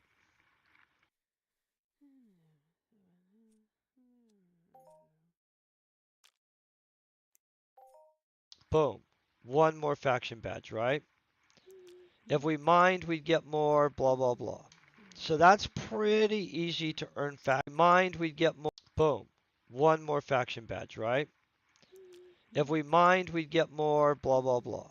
So that's pretty easy to earn faction badges. There's a variety of stuff to do them. Now, the part of why the crap you'd be earning these faction badges besides that is going to get right here. And then I'm going to also show you the 300 point unlock, which is that texturing video. Does that make sense? And so I like that. So here's what happens. For one, we can get this. Oh, this guy hasn't reopened for me. This guy has a good kill mission too, you guys. You want to do that one. So we're going upstairs real quick. And this is why all these faction badges are come down to mattering. Because literally there's armor, there's plates, there's a bunch. And so I'm going to show you the walkthrough of the plates. So plates, every about 300 points, you can upgrade a plate, right? Let's grab one. I'm going to show you. I do not have all the stuff. I will show you. I am building up the stuff if I get the right. See, we have all this stuff for that, and I'm even starting to build up the stuff for the next phase. That's the wrong thing, guys. But things are being built up to upgrade plates, guys. So we come over here. Oh, we have to grab a plates. And I'll show you what the plates are. So they're just going to hook you up with these, pretty much. Right here, right? They just give you them. They're really cheap to acquire anyway. And there's a mission to earn them. There's multiple ways you're going to earn them. A lot of people don't realize that this little simple plate, it's not a big deal right here, right? But that simple little plate at 300 points can be upgraded here. 600 points can be upgraded here. 900 points to there. 1200, 1500, and I believe 1800 is the perfected Imperium plates. Let me see if he'll even let me look at it. So it takes all this stuff, and for each upgrade, you're going to have to kill 100 drill bots. That's not a big deal because you're going to stack it with one of the dailies. So luckily, even though they're not going to show us all the plates, I set it up beforehand to where I have a thing to where I'm going to show us all the plates. So I'm going to switch from game capture to display capture real quick. This is going to be the Imperium officer plate. It's the upgrade that you can get at exactly 300 points, right? So you've got 7 points of burn damage, boom, boom, boom. It's actually a pretty good plate. Let's go down here. No. Imperium 1. Then you upgrade to Imperium officer right here. 7, 8, 9 impact, and some stab, right? Now from there, the next upgrade point is adjusted Imperium, right? Look at this. You've got 9, 10, 10, 4. That's not super, but it's pretty awesome. Then by this point, you're at 12, 12, 12, 5. You get up to the modified, and you're rolling a little bit more serious, plus a 3% block chance. That's awesome as crap. I don't even know what you say about that stuff, right? By augmented, you're at 17, 17, 20, and a 7, and a 4% block chance. And here's what I'm saying. So at 1800 points, you've got the perfected. That's a 5% block chance. So 1 in 20 hits is not happening. 20 burn, 20 cut, 24 stab. And, wait, no, wait. Sorry, 20 burn, 20 cut, 24 impact, 8 stab. Sorry about that. That's pretty impressive, and I don't know. I think that's some good armor. Let's go back to game capture real quick. Boom. Now, I'm going to show you the other section of what happens here because it's not just that. So, those are the plates. So, the Panellean armor, which you get, normal armor, you know what I'm saying? Off of popping those little Panelleans. And I'll show you which one actually. Sorry about that. That's probably risky to do, but not really. So this simple Arc Guardian armor and stuff like that that really isn't that valuable. And this is a girl one, not a boy one. I'm gonna be killing a bunch. I'll get myself a set. Don't worry. Has this data. If you look over at 5, boom, boom, stab. Okay, so not bad, but not amazing, right? So that simple little armor set, moving forward, don't worry.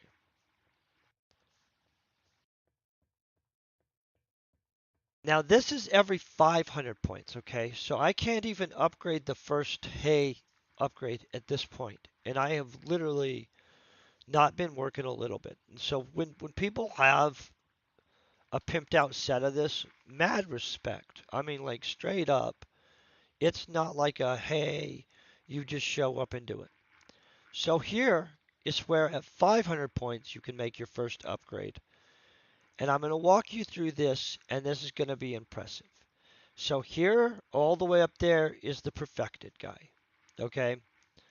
So here is the first Panellean armor. If you look, you're going to need the tail tips, blah, blah, blah, all kinds of other stuff. Arc Guardian piece. So that little simple thing that we were looking at, the little cheap armor set, that literally is required for this to happen. Does that make sense? So all of this stuff goes into it. I'll show you the first one real quick, and we'll walk through all these. You've got 41 burn, 12 cut, 12 impact, and 12 stab. So I think you're seeing where this would go with the plates. And obviously, if you wanted to have penetration or something like that, you're going to want different plates. Boom. We've got 25 burn. We're now at 17 cut and 50 impact, right? That's some pretty good already. So that's at 1,000, right? So at 1,500 points, and this is realistically, I think that I could get to the 1,800 point range, which is the perfected plates and maybe that armor. Um, but I would even settle in this point. This is 2,000 actually. Ooh, let's look at this. Did it jump by that much? So this is 500. Oh, guys, we're jumping by doubling each time, right? Okay, 2,000. Okay, so this is realistically where I'm more likely to get to, but if you look, you need a penalty spec piece, boom.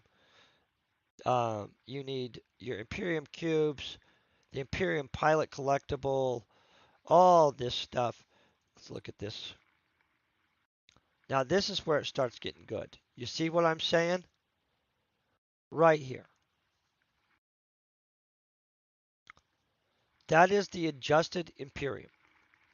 And so by adjusted, you have 25 acid, you've dropped in burn, but your plates by then are actually taking the burn to a point. You have a wide variety of other stuff, plus if you're fully suited up, you've got some good other bonuses. And I'm going to just straight up say that that is good armor, right? So thank you by the way, very much.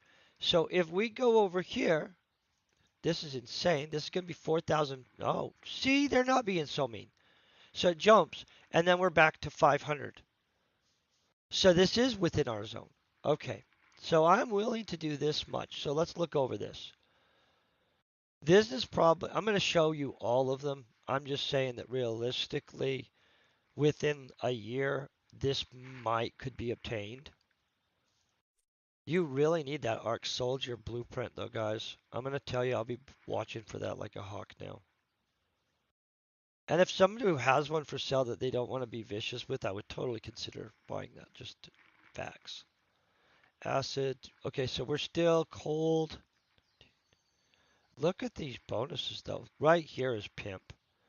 That's enough to sit there and hunt most of the robots and you finally kick in some penetration, but not tons. I mean, I'm not worried about that. Really, unless you're PvPing and stuff like that, I don't think penetration matters that much on a lot of the mobs. Okay, so we're at 3,000 points on this girl. This red set's pretty neat looking though. Look at this.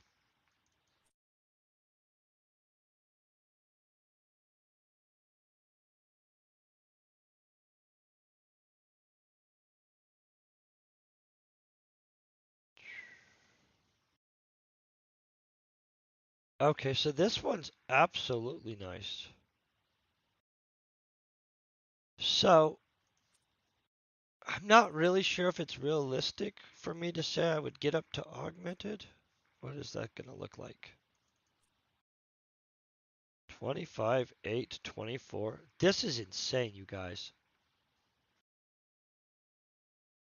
Do you guys see this crap? This, this is, you're just jacking dudes up. If you had the plates and that, you should be just killing it. This is 4,000 arc badges, you guys. This is a dream. I'm not going to pretend. Oh, you have to have a pristine of. Oh, look at this crap. So the only thing this thing isn't packing is penetration, and that's not really that big of a deal. So I think that that is basically why most people are likely doing all this stuff. I mean, it might not be. What is this guy?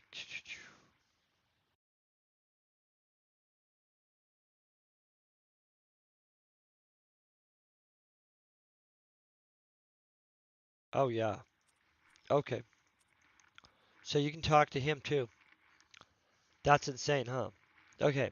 So now I'm going to show you some more stuff. Probably don't need to skateboard off of here though.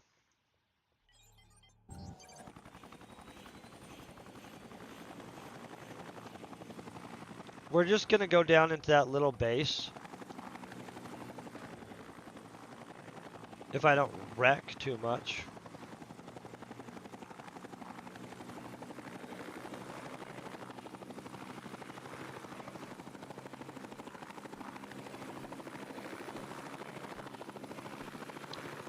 And as soon as I do get 80,000 in sweat, which will be like this week sometime or something, um, I will do a stream and we'll turn that in. I don't know when we'll summon the Sky Wraith. I would like to organize some kind of actual plan on the summoning of the Sky Wraith thing, just so you guys know. I'll show you what I'm talking about though. And we're going to do that new mission that we just got unlocked. So right here, boom, at the Zin border area. Good to know, right?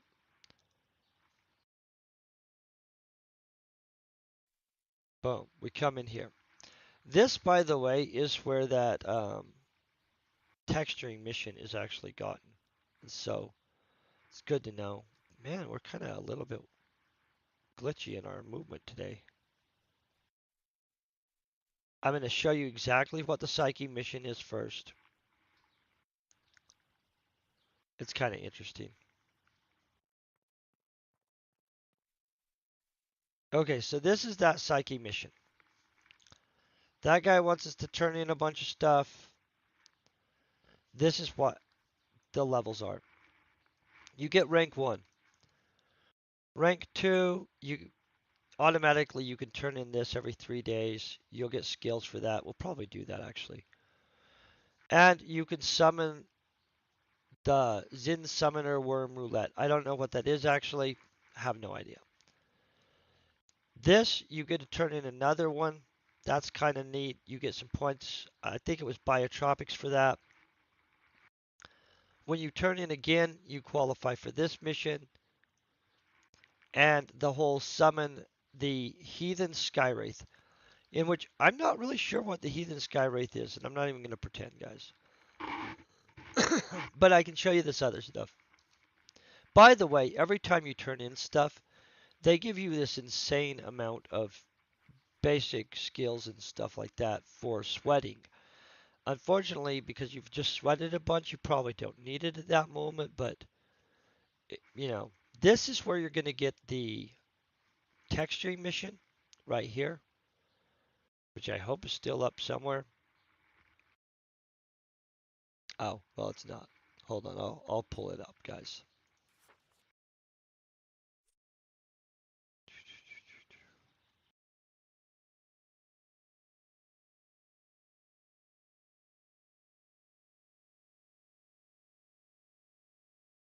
It's literally 100 attempts on the synthetic.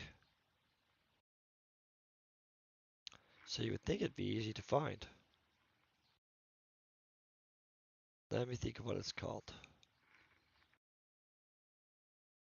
By the way, we're almost done with that pet tamer's horns. Look at this. Where are we at on this? Need 50 more clickies.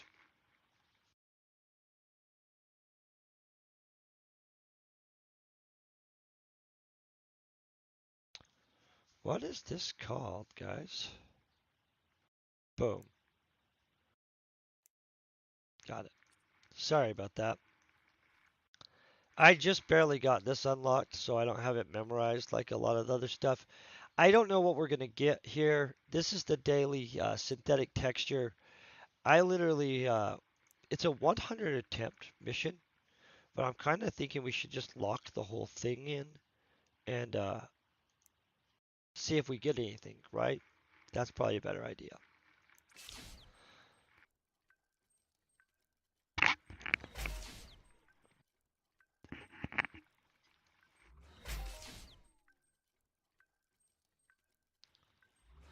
Let's hope we get something.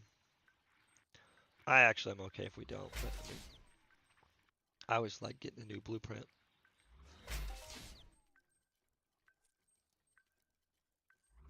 And I'm going to just sit here. This isn't a long run where I'm like, hey, this is going to get awkward if I'm just sitting here for a second.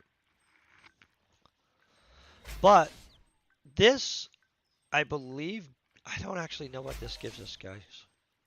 I'm going to be honest. This is the first time I've done this specific mission. And so I literally don't even have a clue what it gives. By the way, you can see I need to knock out some serious freaking missions on this planet. I don't know if I'm fast enough to get there. Boom. We got there. Oh, we're already there. Never mind. So we're going to get a choice of limited texture blueprints, supposedly. I wonder what ones. We just got a blueprint. Look at that. Popped a blueprint right that fast. Look at that. Popped a blueprint right that fast. We just got a blueprint. Look at that. Popped a blueprint right that fast.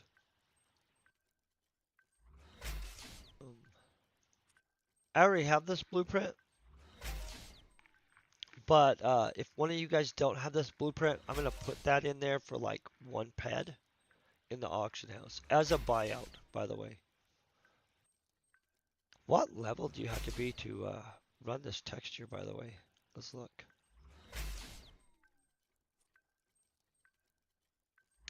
10 to 13.5. So I noticed a lot of the textures on Cyrene, you guys, are 10 to 13.5. They're in that 10 plus zone. And so, probably a good place for 10 to 5. So I noticed a lot of the textures on Cyrene, you guys, are 10 to 13.5. They're in that 10 plus zone. And so, probably a good place for that intermediate scaling to go on.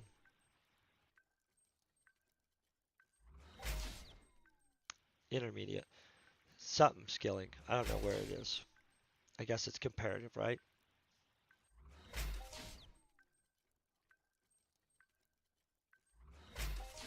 By the way, this is not a worked up blueprint. I've never actually, I think I've ran this. And in all reality, the sub material for this is kind of a high markup one to just run. And I'll show you that. So realistically, that's a super high markup, right? And so we are running this. The lesser claws have really good markup though. And so in realistic terms, It's cool to run this, but on a normal basis, if I was trying to get returns, I would probably be hunting for those and stacking them into big groups and selling them more than doing this daily. I mean, I'm just being realistic. I do think it's a good daily. I haven't seen the blueprints that we'll get a look at. Maybe they make me change my mind in 10 seconds flat because obviously there's a giant markup on these for a reason, right? And so somebody's paying that markup, so they decided that it was worth it. I haven't seen what the options are, and honestly, there could be some other use for those that justifies the almost 500% markup on lesser clause. You know what I'm saying? I don't know what that is, but just saying a lot of things you find out in this game, and then all of a sudden you understand, hey, that was justified. Look at that, we're finally becoming a carpenter. I'm just joking. I probably would work on carpentry if there was way more people purchasing home furnishings and stuff. But I always think, more people shoot things than decorate their home, just to be honest. And put on armor, stuff like that. But I would buy armor. Good armoring, becoming a good armor takes years and years, so I would rather defer to somebody that is a good armorer, you know. Which, by the way, there are some freaking epic armors in this game. Nobody's got back a hold of me on that Reaper armor, though, which I also would like to see. I mean, I don't think anybody currently actually has a full set of Reaper armor blueprints.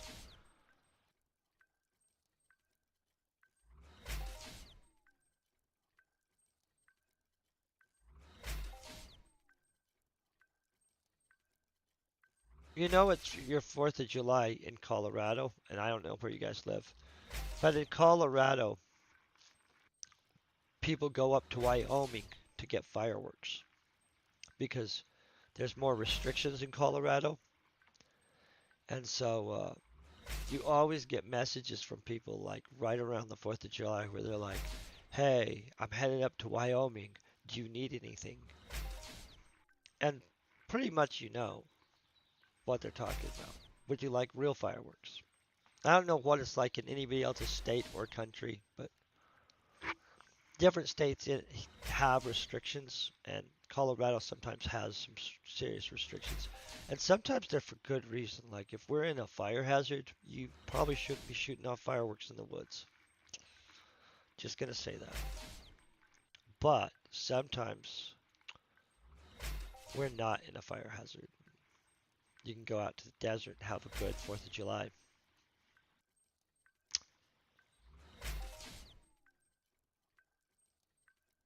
That kind of was off topic, to be honest, too. Is that? I kind of wonder if that's just an American thing, with like, or if there's other like in England, do they drive over to somewhere, or can you just buy fireworks in England? See, these are questions I have about other countries. Like, do they do the same silly stuff that's cool that we do? Everybody has silly stuff that's cool, right? Like in Norway, do they do fireworks shows in Norway? I'm gonna have to Google this crap now. I think from the pictures I've seen of Norway, a late night fireworks show would be cool as crap looking. But that's based on like not being there and not knowing very much about it at all, to be honest. But the pictures look nice.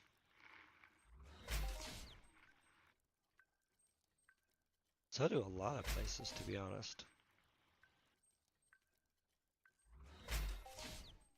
Okay, starting to kick it.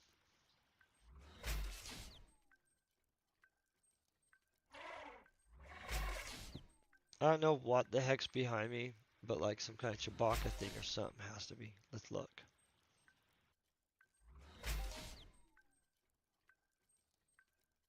I don't see anything. Well, there must be something back there, guys. Sounds are happening.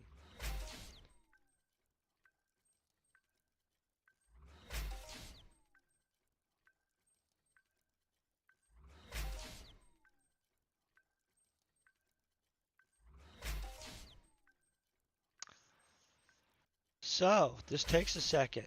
I thought we were just gonna be like in my mind, but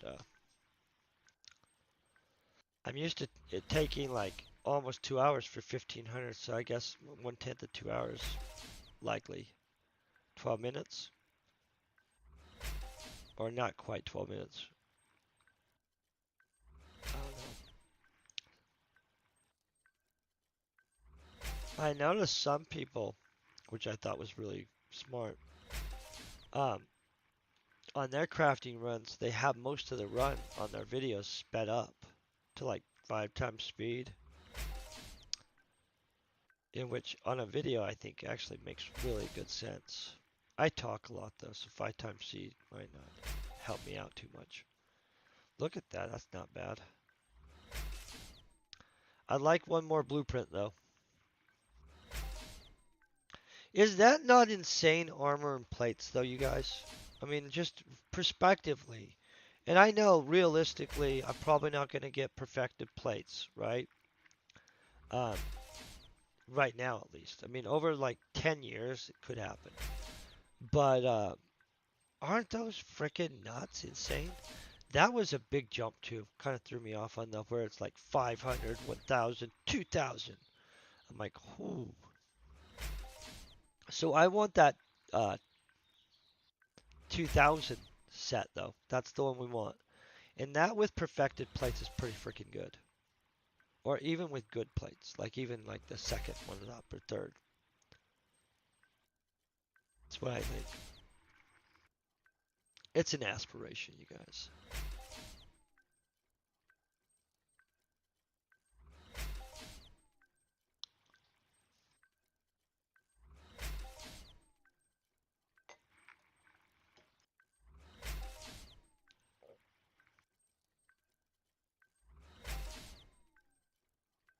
I'm going to end up finding out that we wish we would have saved our other dues for another day.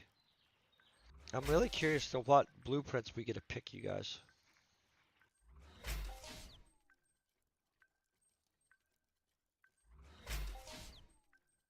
And by the way, I'm going to explain more.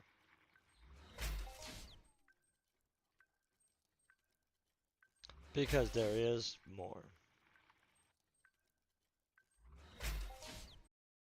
Secure our own border in this country. Compared to Scott's answer. I wonder what you do with the millions of foreign nationals here illegally, many with fake papers. What do you do with them? Do you deport them? Then it's a very difficult task to deport them all at one time. But here's what we make sure they never do, is you never break the law and become an American citizen by breaking the law. So Would you deport any of them? How many would you deport? I think you have to start the process of identifying where they are. Listen, this is a really important question. I hope that we don't miss this. Because those folks who come into our country illegally, even those who are seeking asylum, go around our country, and some of the asylum dates for your... And this is just more of that traditional politician speak. Yeah, he kind of touched on what his answer was, but like a kid in school that has to write a 5,000-word book report, but never read the book. Now, I did like DeSantis' take on the border. This is something on day one.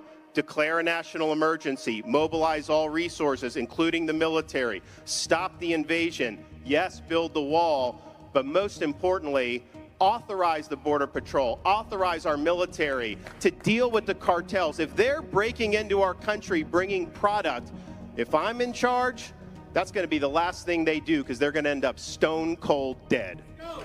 Amen.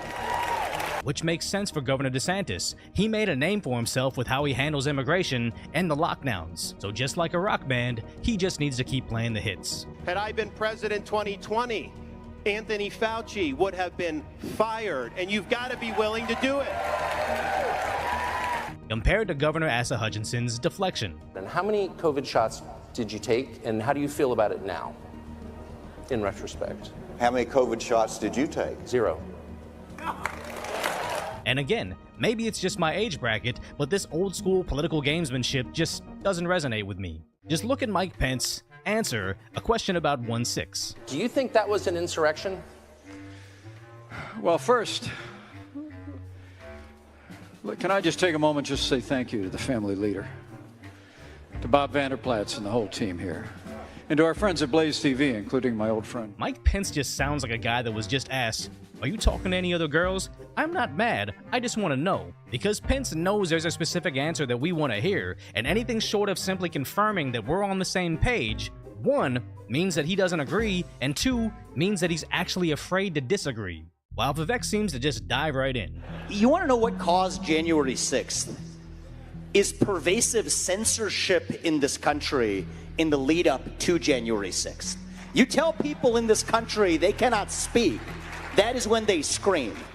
So for my honest takeaways of this very abridged version of an all-day event is, there was only 3 people that actually came across well, and in order, it was Florida Governor Ron DeSantis. Well, if I am the president on day 1, we will nix central bank digital currency. Done, dead, not happening in this country. Entrepreneur Vivek Ramaswamy. I'm coming in with a clear-sighted view, Glenn, of shutting down most of the administrative state. Which makes sense. I just think that the average American is tired of these career politicians, your Joe Bidens, Bernie Sanders, Mitch McConnells, because when you live a life of being a professional mooch off the American people, it's nearly impossible to relate to the average person like me. Yeah, politicians create jobs, but it's more like they use my money to pay my neighbor while taking a huge slice for themselves. So veterans and businessmen actually seem to have a better perspective on what Americans actually want, that is, until they get coached into being a standard politician. But oddly enough, the person that I think came out looking the best tonight is Tucker Carlson. I hope that we'll be able to talk about some issues. I know that. Well, this is one of the biggest issues in the country, and I think every person in this room would agree. So Russia's bad, Russia's a threat, Putin's evil, got it. But the total body count from Russia in the United States is right around 0. Like, I don't know anyone who's been killed by Russia. I know people personally who've been killed by Mexico. Frankly, here's no Americans killed by Russia, Yep. hundreds of thousands killed by Mexico, but Mexico's our ally and Russia's our enemy. How does that work? And I'm surprised I by told your you I answer. raised the issue of religious No, liberty. you spoke to one person who's clearly I didn't on say I one spoke to side of one. it.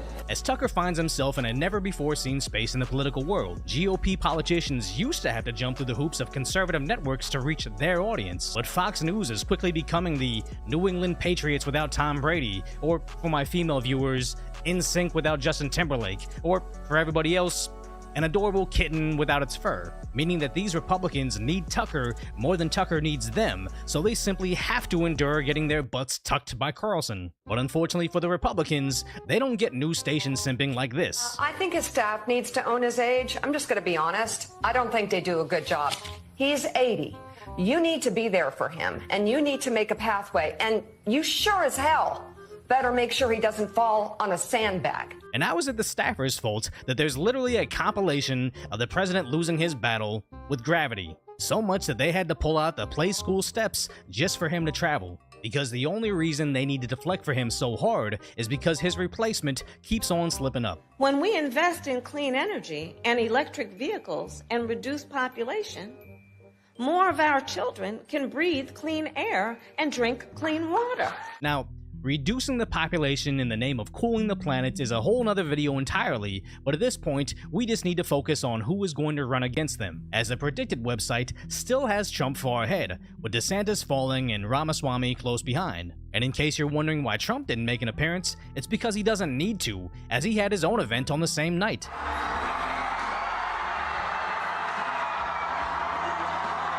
So with the way things are going right now, DeSantis saying he will be no one's VP, I honestly wonder if Vivek would be the complementary piece that Trump needs, or would Kerry Lake better expand his draw, or some blockbuster crossover like Tucker Carlson and the TMF INR girl. So let me know in the comment section who you would vote for, and if you appreciate my concise, lighthearted commentary on what's really going on in the world, hopefully I've earned your subscription, then go check out the video on how the invasion of Spain became a cautionary tale of liberalism. And disappeared. And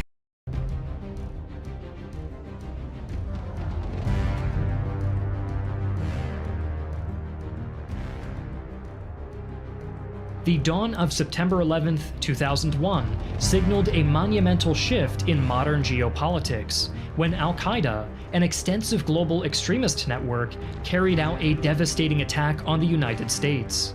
As a consequence, the US initiated a comprehensive effort to disassemble the organization and motivate the replacement of the supporting Taliban regime who sheltered al-Qaeda in the war-torn region of Afghanistan. I'm Griffin Johnson, the armchair historian, and today we will be delving into the American intervention in Afghanistan. Following the attacks on it was immediately clear to the United States who was behind it: Osama bin Laden, founder and leading figurehead of al-Qaeda. For President George W. Bush and his national security advisors, their immediate response was to open up channels to bin Laden's network in Afghanistan. Attempts were made by some US officials to arrange for the extradition of bin Laden without resorting to war. The most notable among these was Robert Grenier, then CIA chief in Pakistan. On September 15th, Grenier met with a Taliban commander called Akhtar Mohammad Osmani and asked for his help in turning over bin Laden to the Americans. Osmani was convinced to ask the Taliban leader, Muhammad Omar Mujahid, to surrender bin Laden in order to avoid an American invasion. However, as Grenier began opening this channel through to the Taliban, President Bush issued an ultimatum in a speech before Congress on September 20th. He called for the Taliban to surrender bin Laden and al-Qaeda or share their fate. A bold demand, but one empowered by Congress, who had given Bush authority to use all necessary and appropriate force against those behind the September 11th attacks. This also included any supporters of the perpetrators. Mullah Omar refused Bush's ultimatum, claiming bin Laden had not committed the attacks. As further justification, Omar cited bin Laden's oath of allegiance to him and the Afghan people's honorable commitment to protect their guests. By this time, it became clear that the Taliban were no longer willing to hand over bin Laden, and Grenier's last proposals for negotiations were dismissed and his channels to Osmani dried up. In order to tackle the war against al-Qaeda and its Taliban supporters, the Bush administration developed 6 strategic objectives for the operations in Afghanistan, with the key focus being the elimination of al-Qaeda and the possible capture of Osama bin Laden. The objectives would be incorporated into the wider Operation Enduring Freedom, which was all but confirmed following the deadline left for the Taliban on October 5th. In a multi-ethnic country like Afghanistan, skilled local translators were a vitally important asset during the war. And thanks to the sponsor of today's video, Speakly, you can skip the translator and go straight to learning a new language up to 5 times faster than conventional methods. Speakly gives you access to everything you need to start learning and understanding a new language today. New vocabulary words, speaking and writing exercises, listening comprehension training, and even music recommendations in the language that you're learning, so your studies will never get boring or monotonous. Speakly is the only language learning program that lets you choose your method of study, offering a writing focus, multiple choice options, or a combination of both. Speakly recently launched a brand new, much improved mobile app which includes a new review system that shows how well you know certain words and sentences, and a convenient hands-free mode that lets you review sentences while on the go. Speakly is available on the web and for Android and iOS devices, so click our link in the description below, try it free for 7 days, and get a 60% discount if you join the annual subscription, and start learning a new language today.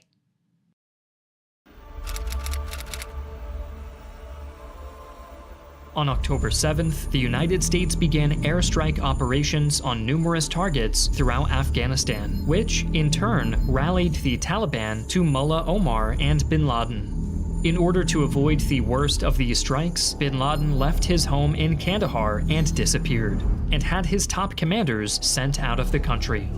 Al-Qaeda was virtually dismantled, except for loyal fighters who remained on the front lines outside Kabul, while others retreated east into the mountains to await the US attack. In the meantime, other divisions within the CIA were busy enacting plans parallel to Robert Grenier's overtures back in September. Under the CIA's Special Activities Division, a paramilitary team led by Senior Intelligence Officer Gary Schroen flew to Tashkent, Uzbekistan on September 20th aboard a CIA cargo plane. 6 days later, they boarded an old Russian-made Mi-17 helicopter and were inserted into the Panjshir Valley north of Kabul. They flew in with weapons, secure satellite communications gear, GPS mapping equipment, and $10 million in boxed cash. The SAD operatives were welcomed by the Northern Alliance, who were already engaged in their insurgency against the Taliban. Led by Mohammad Fahim, Schroen's agents went to work establishing the first of more than a dozen forward operating bases across Afghanistan. The SAD worked alongside Afghan warlords and rebel armies to send human intelligence back to Langley. This included important data such as the locations of minefields and terrorist safe houses. With the stroke of a computer key, counterterrorism center staff in America could keep a record of these locations and relay them to CIA paramilitary operators to assist them with field work. Operations were being driven 24/7 from inside the CIA's Global Response Center, which secured a direct line to the Defense Department's Joint Intelligence Operations Center at Central Command in Florida. The CIA's paramilitary teams would be augmented with special operations forces from the military, such as the Green Berets and Delta Force.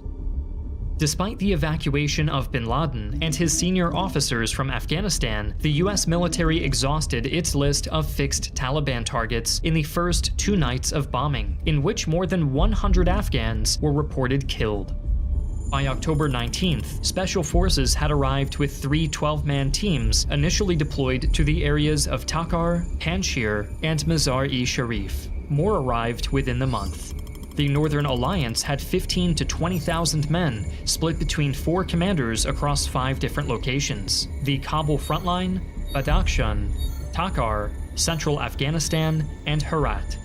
Throughout Afghanistan, the Taliban had around 45,000 men, plus 2,700 al-Qaeda and other foreign fighters. The Taliban fighting forces were arrayed across the north, organized as fronts consisting of fighters under various commanders. These fronts faced the Northern Alliance forces near Kabul, Badakhshan, and Mazar-e-Sharif. Once the air campaign began, other cadres from the south and east were sent to reinforce their front line in Kabul. Additionally, volunteers rushed in from Pakistan, perhaps as many as 500 per day. Under the American Central Command in Afghanistan, General Tommy Franks launched a ground offensive after October 19th, shifting air assets to support the Northern Alliance in combat. With this new close air support, the CIA and Special Forces teams were working directly alongside Northern Alliance commanders. From October 21st, they began their attack on the Taliban front lines south of Mazar-e-Sharif, eventually leading to its capture on November 12th. Much of the success with the Northern Alliance and US Special Forces lay in their maneuverability, making extensive use of horses to sweep across the difficult Afghan terrain. In a scene somewhat reminiscent of a historical epic, Chief Warrant Officer Bob Pennington recalled their great ride toward Mazar-e-Sharif. I looked back, looked south, and then I just realized it was the most unbelievable shot I've ever seen. It was 1,000 riders on horseback. It was peaceful, yet magnificent. Victories by the coalition and its allies had spread panic throughout Taliban forces in the capital of Kabul, who began leaving the city in droves. By November 13th, the Taliban's presence in Kabul had completely collapsed, with word spreading south and undermining Taliban morale everywhere. Taliban fighters outside of the city in the eastern and southern regions started laying down arms, blending into their villages, heading to Pakistan, or making for the mountains. The sovereignty of their religious state crumbled, leaving authority up to localized tribal leaders. After the fall of Kabul, the issue of establishing a new government to replace the Taliban became a pressing concern. Instead of a formal administration, warlords took control of the areas they had liberated, causing problems in governance. The UN was pleased with the Allied victory, but dismayed at the lack of progress in forming a new government. The Northern Alliance, especially, was reluctant to expand into the Pashtun regions of Jalalabad or Kandahar, which led to the United States supporting local Pashtun allies. Hamid Karzai, a skilled diplomat and tribal leader, was chosen to lead the new interim government. To help solidify this progress, the United States, Pakistan, India, Russia, and Iran worked together at the Bonn Conference to establish a political settlement and transition Afghanistan toward democracy. This resulted in the Bonn Agreement, which outlined a series of steps toward establishing democracy, including the formation of an interim administration, a Grand Assembly to choose a transitional government, and national elections. Karzai was elected leader of this new interim government, and with US Special Forces protection, moved out of southern Afghanistan, pressing on to Kandahar city even after an accidental US bombing had injured him and killed 10 members of his retinue, along with 3 Special Forces troopers assigned to him. Despite the victories throughout Afghanistan, the hunt for Osama bin Laden and other al-Qaeda leaders was still ongoing. In early December, teams working under the CIA and Task Force SWORD had infiltrated the mountainous area of Tora Bora, confirming the presence of both Taliban and al-Qaeda fighters. On December 5th, Task Force SWORD and Northern Alliance militias advanced on Tora Bora with US air support, pushing deep into the mountain bunkers and caves. Additional Afghan fighters with aged Soviet-made tanks joined the operation, as did German and British Special Forces units. Despite the heavy bombing and capture of jihadist fighters, bin Laden was not found. The operation ended in mid-December, with estimates asserting that 1,500 to 2,000 Afghan, Arab, and Chechen al-Qaeda fighters occupied Tora Bora before the attack. Of these, perhaps 2/3 evacuated across the border into Pakistan. Other Taliban and al-Qaeda fighters crossed the border elsewhere along its 1,200-mile length. But Mullah Omar, the Taliban leader, and Osama bin Laden successfully fled to Pakistan. The evacuation of jihadists from Tora Bora left only a short moment of respite. In early 2002, American intelligence picked up indications of al-Qaeda fighters concentrating in the Shah Ikat Valley in Afghanistan. The terrain of Shah Ikat was challenging, making it difficult to reach the valley by helicopters launched from Bagram. The 10th Mountain Division, commanded by the United States Central Command in Kuwait, was moved to Bagram Airfield and became the main conventional land force in the country, and was bolstered by troops of the 101st Airborne Division. This was then designated CJTF Mountain. Led by U.S. Army Major General Franklin Hagenbeck, Operation Anaconda was launched in March 2002 to deal with the al-Qaeda presence, but soon ran into unexpected difficulties. The Afghan militia, led by U.S. Special Operations Forces, were delayed by a traffic accident and then mistakenly attacked by an AC-130 gunship. U.S. infantry were also subject to effective enemy fire from well-prepared fighting positions that were difficult to locate, and air support proved more difficult to coordinate than anticipated. Lacking organic artillery, large numbers of airstrikes and sorties by attack helicopters were needed to keep the American troops alive. This unexpectedly heavy opposition caused the U.S. infantry to withdraw from its exposed positions. On March 4th, U.S. Special Operations Forces attempted to establish observation posts to overlook the enemy. In the process, a U.S. Navy SEAL was captured and killed by the enemy, 6 more U.S. troops were killed, and a helicopter was shot down during the ensuing fighting. This part of the battle became known as the Battle of Roberts Ridge, and it took 5 more days for the ground forces to achieve control over the key terrain. Many of the al-Qaeda and jihadist defenders had been killed by intense American airstrikes, yet US troops were astonished to find well-protected trenches, bunkers, and observation posts, and supplies left intact. None of these positions had been detected by drones, air reconnaissance, or satellites. According to the United States Army reports, the operation suffered from inadequate intelligence, insufficient organic fire support, and unrealistic expectations, including an over-reliance on warlord militias. A major weakness was air-land integration due to a mutual lack of understanding between the CJTF Mountain Headquarters at Bagram Air Base and the U.S. Air Headquarters in Qatar. Despite this, the coalition did achieve victory, with al-Qaeda and Taliban fighters being forced to evacuate the valley while suffering heavy casualties. With al-Qaeda booted out of Afghanistan and the Taliban government shattered into disparate cadres, America had achieved a measure of victory. The establishment of the Afghan interim government also contributed towards the objectives laid out by the Bush administration for Afghanistan. Yet all was not over for the Taliban. They suffered a great loss, but their struggle against the West had only just begun. Join us next time as we look into the prolonged occupation of Afghanistan as part of Operation Enduring Freedom.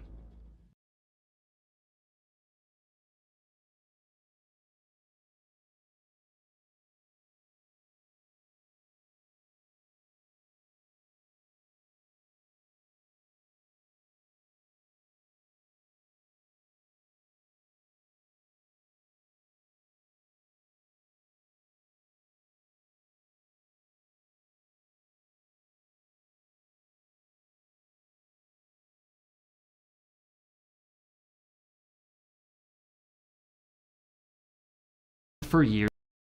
We've just added 2 new posters to our store over at store.armchairhistory.tv.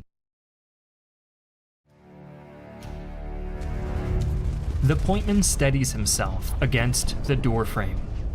The sounds of artillery and gunfire are everywhere, drowning out his thoughts. A tap on his shoulder sends adrenaline coursing through his veins. It's time to breach. Inside the concrete house, an insurgent keeps to the shadows. Twice in his lifetime, the Americans have come to his country, and twice his people have had to endure bitter defeat. This time will be different. He pulls a grenade from his belt. The pointman racks his shotgun. The insurgent pulls his pin.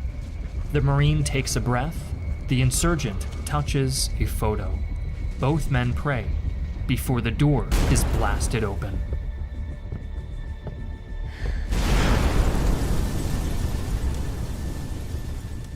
Hi, I'm Griffin Johnson, the Armchair Historian.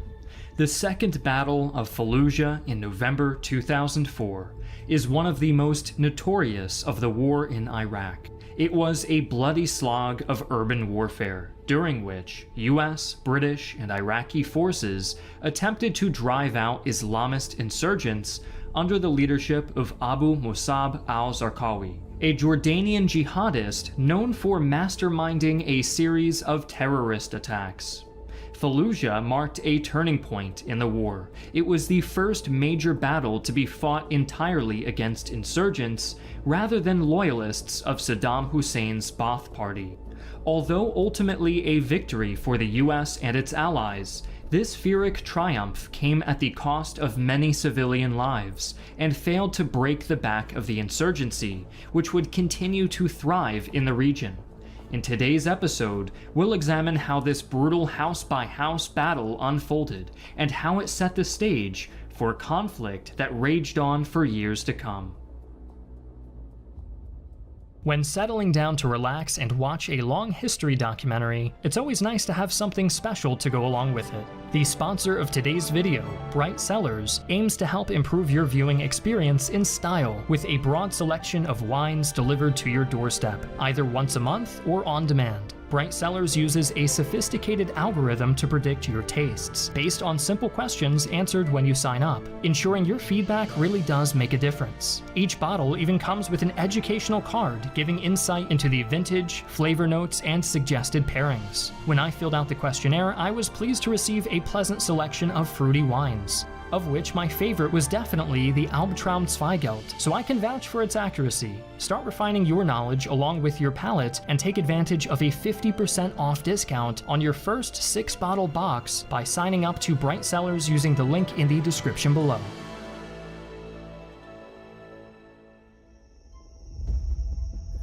US forces had tried to take control of Fallujah once before, in April of 2004. Following the murder of 4 American private military contractors. That operation, known as Vigilant Resolve, ended with a US withdrawal and an agreement that the local population would keep the insurgency out of the city. But instead, Fallujah would become a significant stronghold for insurgents such as Al-Qaeda and the Islamic Army in Iraq, among others. As the number of insurgents swelled, American concern grew to match, and by September, US commanders were planning a military operation to seize control of the city, Operation Phantom Fury. The primary motivation was to provide security for Iraq's first elections of the post-Saddam era. But another important strategic objective was the capture of Zarqawi, who was believed by the US to be holed up in Fallujah. US forces had kept a tight hold on Fallujah's surroundings. They maintained checkpoints on all roads leading out of the city and seized any Iraqi police and National Guard vehicles attempting to leave. During the night, AC-130 gunships destroyed every vehicle spotted with a weapon and conducted frequent bombardments of any house suspected to be harboring insurgents. The civilian population, recognizing the costly signs of an imminent American assault, fled the city in droves. Many neighborhoods were totally abandoned, including Fallujah's southern district dubbed Queens by US soldiers. By October, reconnaissance flights showed empty clotheslines and abandoned streets. Indeed, the civilian population was estimated to have fallen from around 280,000 to as little as 30,000. These empty neighborhoods were swiftly filled by more than 3,000 insurgents who took to operating in small groups of between 4 and 20 fighters amid the abandoned homes. These dispersed groups were able to weather the American bombardment in Fallujah's resilient cement houses. Unable to blast them from their shelters, the Americans would have to clear them out room by room. It would be a hard fight to even get to that point. Since April, the insurgents' numbers had doubled as they drew in combatants from virtually every armed group in Iraq.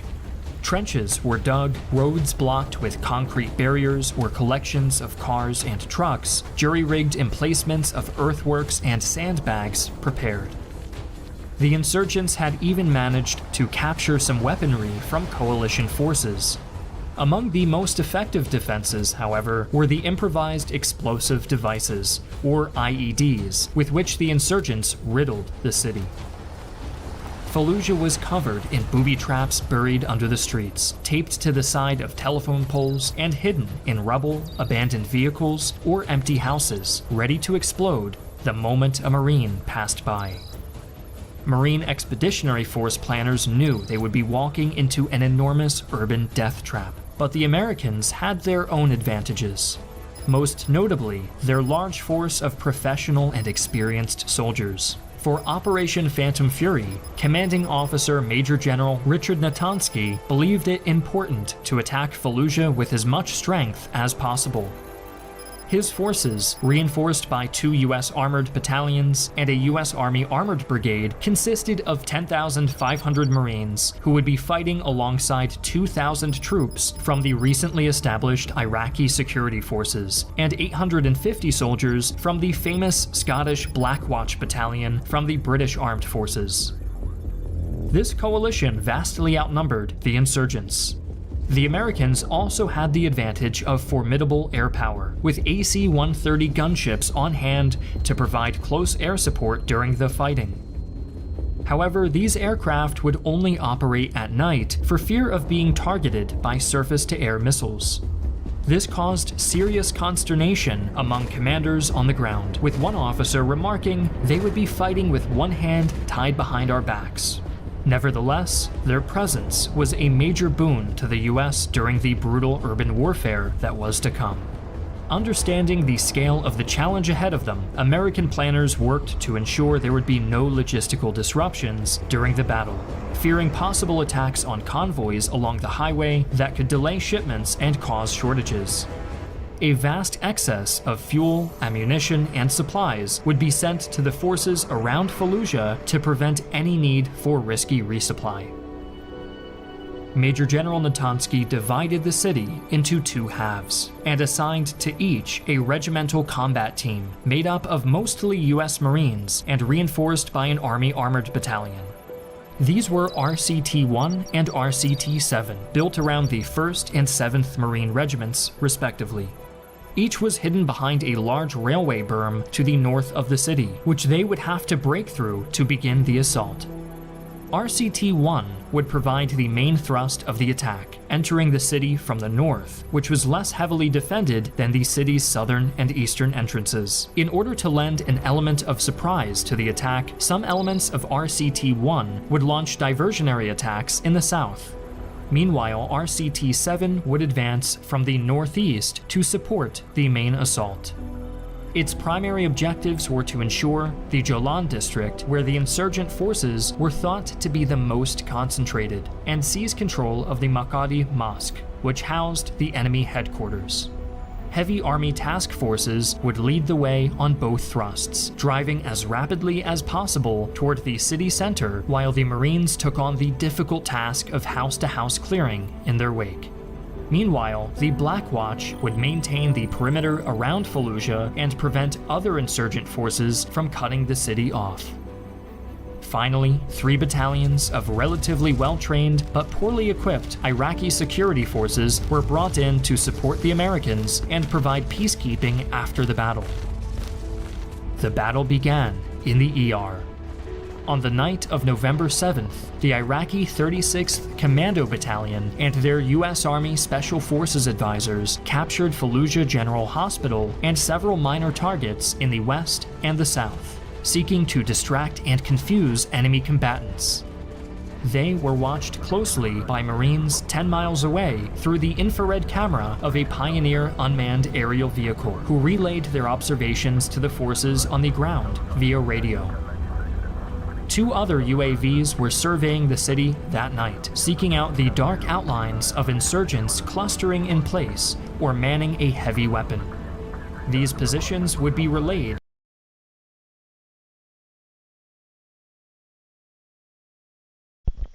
Hey, what's up, man? Oh, I got pretty busy at work. Hey, I'm probably gonna call it in maybe 10 minutes.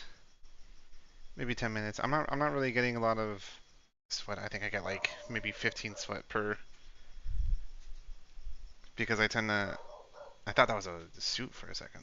Oh, what's the market value? Oh, by the way, the tails that these things drop. Holy cow, man! 2,000. It's like 2,000. The markup is like over. It's like 2,500%. 263 PID sold today. No one's really buying this. But it could be because no one's selling it too. That's 65, that's even less. None. I'll have to see if there's just nothing up there.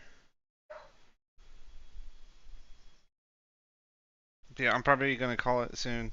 I got that daily done, the ammo one. But goodness, I'll probably just take my time next time. But yeah, everything's good, man. Everything's good. I was just watching videos. I finished that the Siren one from that dude. Kind of crazy. He went over all the armors, and like he was really focused on like the armors and the plates by the end of the video. He was really obsessed talking about that and getting the arc stuff, which I want to hit 1,000, but I don't think I'm gonna hit it tonight. So before I call it a night, I'm gonna turn in 500 to that daily, so I get that arc. I know I got one the other day. I think it's this one. Yeah. I'm on low graphics. I'm trying to minimize my poor laptop's abuse.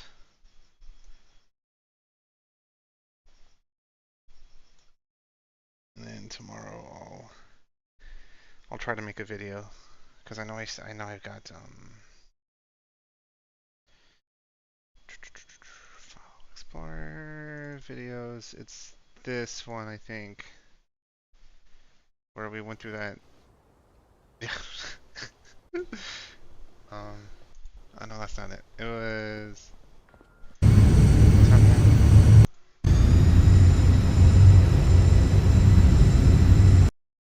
Where's that part where you kill us? Because you forgot the thrusters? Oh, is this it right here?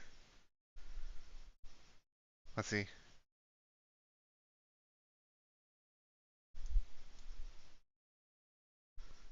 30 seconds.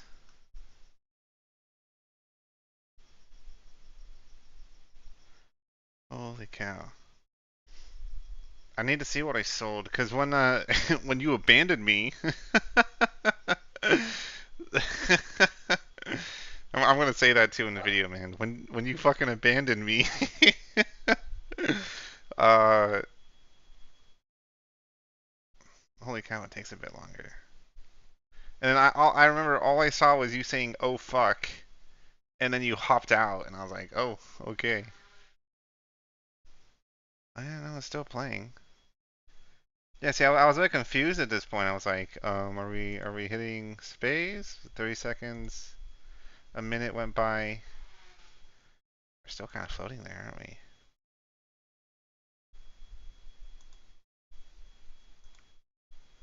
Holy cow, we were just chilling here for like 5 minutes. Here, fuck. You go, fuck. And I just watch you drop out of the fucking plane, dude. I was like, oh, I better hop out too then. Goodness, that was funny.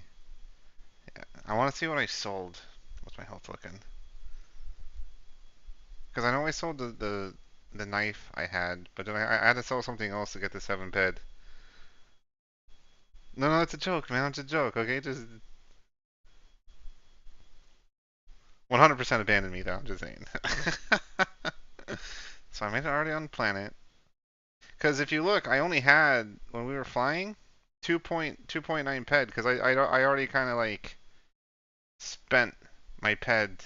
I think it was because I gave you 5 ped. I didn't know what to do when I was like seriously here. I was like, fuck, what do I fucking do? So it's here. Yeah, I ran around this whole thing not knowing what I was like. I didn't understand. Fuck, what did I sell? Already teleporting. Teleporting. I didn't sell the beacon, did I? No, it doesn't look like it. Oh, I'm already up 5 ped. What did I sell initially? Oh, that's right, the probes. That got me up to 5 ped, and then I had to sell that knife. Okay, so it wasn't anything important. I just wanted to see what it was I sold. I managed to make it. I like... Oh, no, it's all good. I'm just joking, man. Alright? It's all a joke. I just didn't know. I thought I genuinely thought, man, like seriously, like when I teleported back to the spaceship, yeah, it was 7 ped. It cost me 7 ped. Fortunately, I had just enough probes and that knife to make the payment, so it all worked out in the end. Okay. I got really worried too, because like, fuck, dude, I paid that guy already. He made it to the planet and hopped right off. Fuck. Okay. I keep seeing this and thinking it's a like armor. We'll go to sound. We'll activate the sound a little. I think it's just.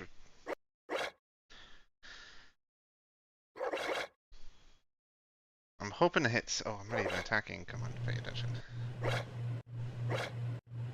Yeah, but the tail whips, whatever it is you get from this thing, its market value is like at 2,500.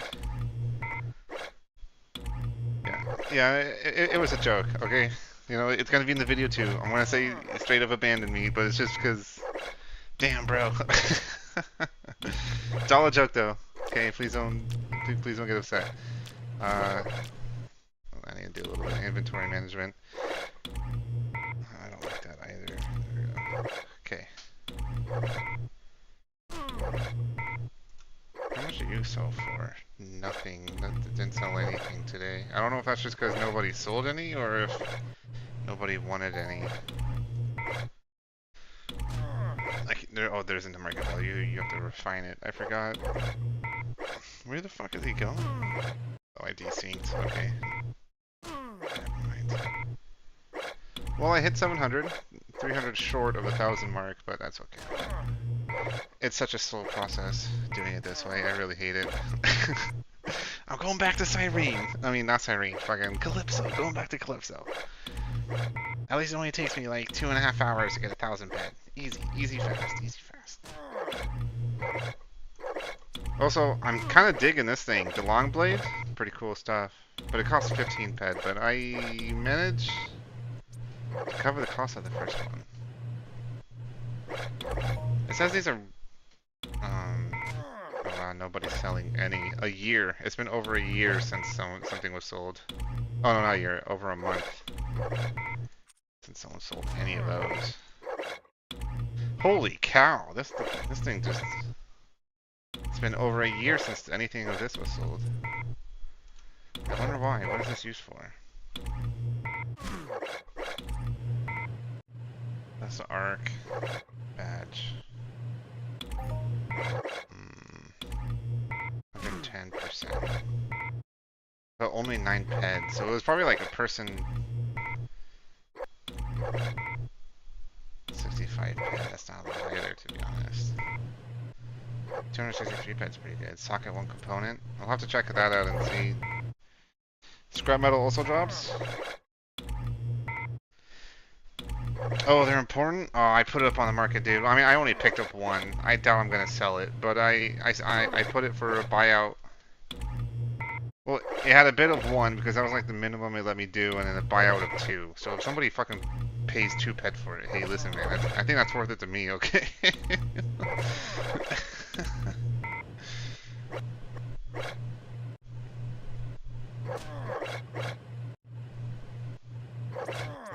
Oh, what is this? What did I pick up? What did I do? Force Nexus. Ooh, people are buying this. It's only 102. I'm sure it's like per 1,000. Maybe, I'm not sure. I'll have to look into that.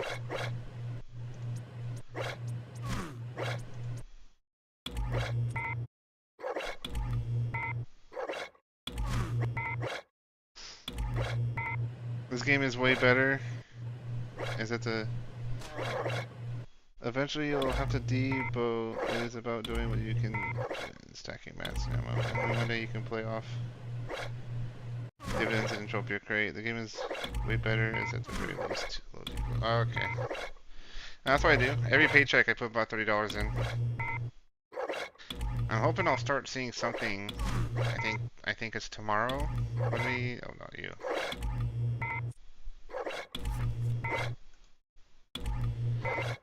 I'm hoping for, what is that, 3 ped maybe? Because what would it be, 3 ped? Oh, I don't know. I need to look.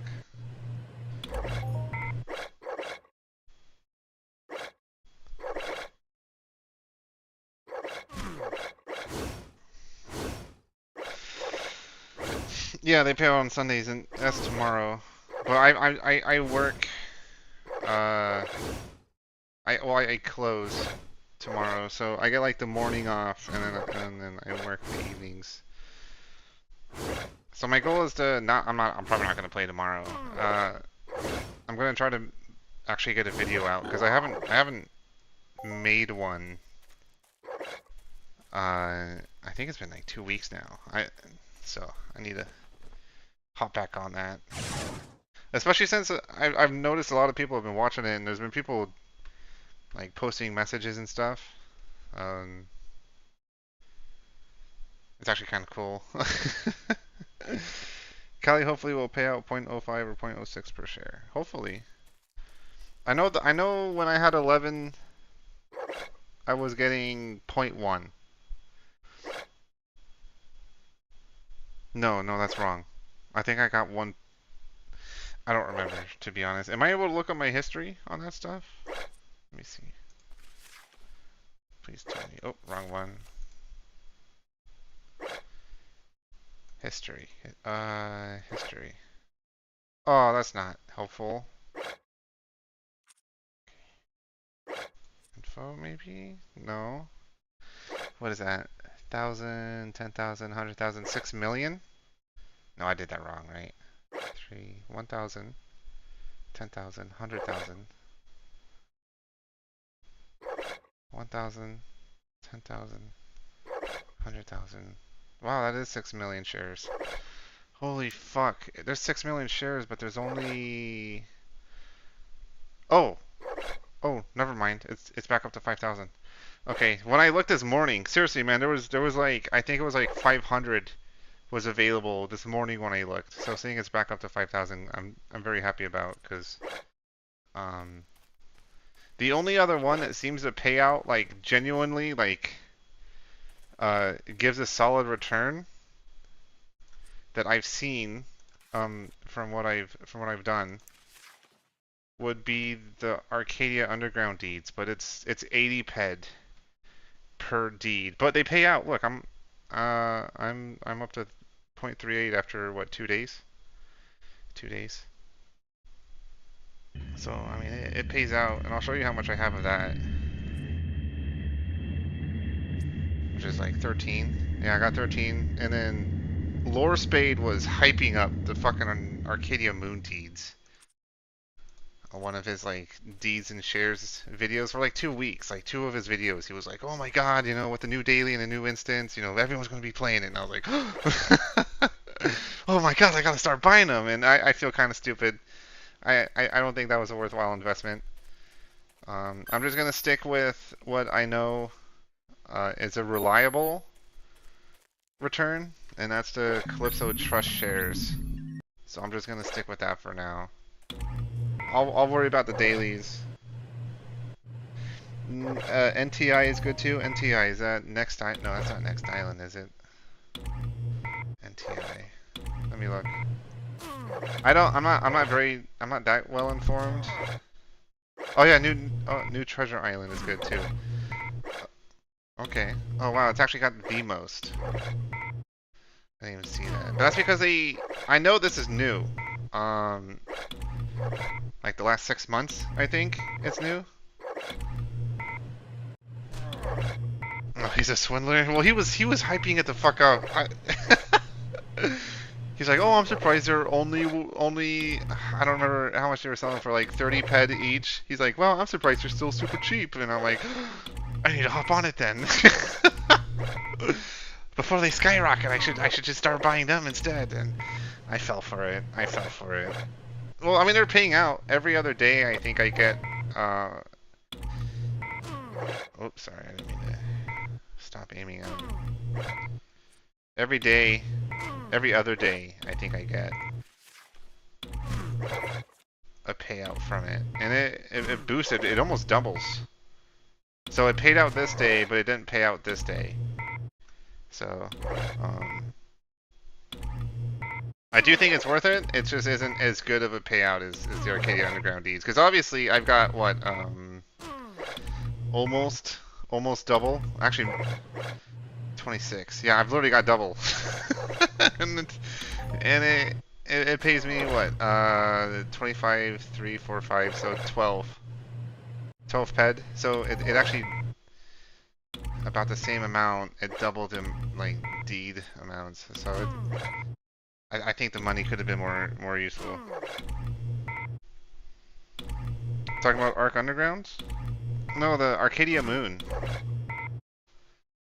Well, the only 2 deeds, because someone told me to get the Arcadia Underground deeds when I first started playing. I think it's actually in the day 2 video. I don't remember which one it was. Yeah, but it's like 80 ped. It's 80 ped per. No, it's 90. I think we're up to 90 now. I do regret buying these. I feel like I should have just invested more into these. I'd have gotten a higher return had I just stuck with the original plan. But I do believe that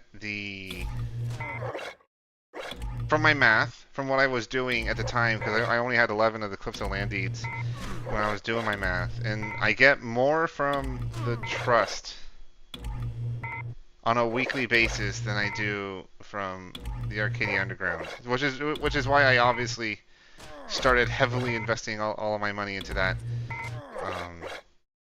I don't really care that it pays weekly and not monthly. That's not a big concern to me. I'll still get returns, but through trial and error, I'm learning. Through trial and error, I'm learning. And it's not like my other investments aren't paying out. It's just not as much.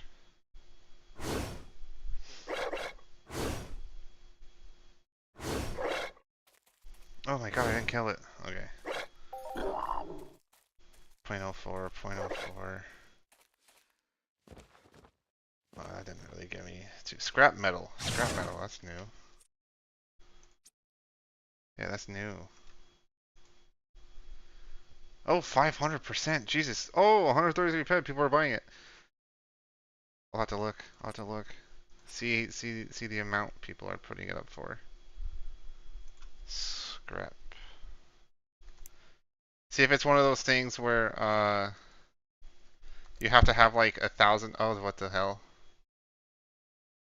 Did I not spell it correctly? Let's do scrap metal.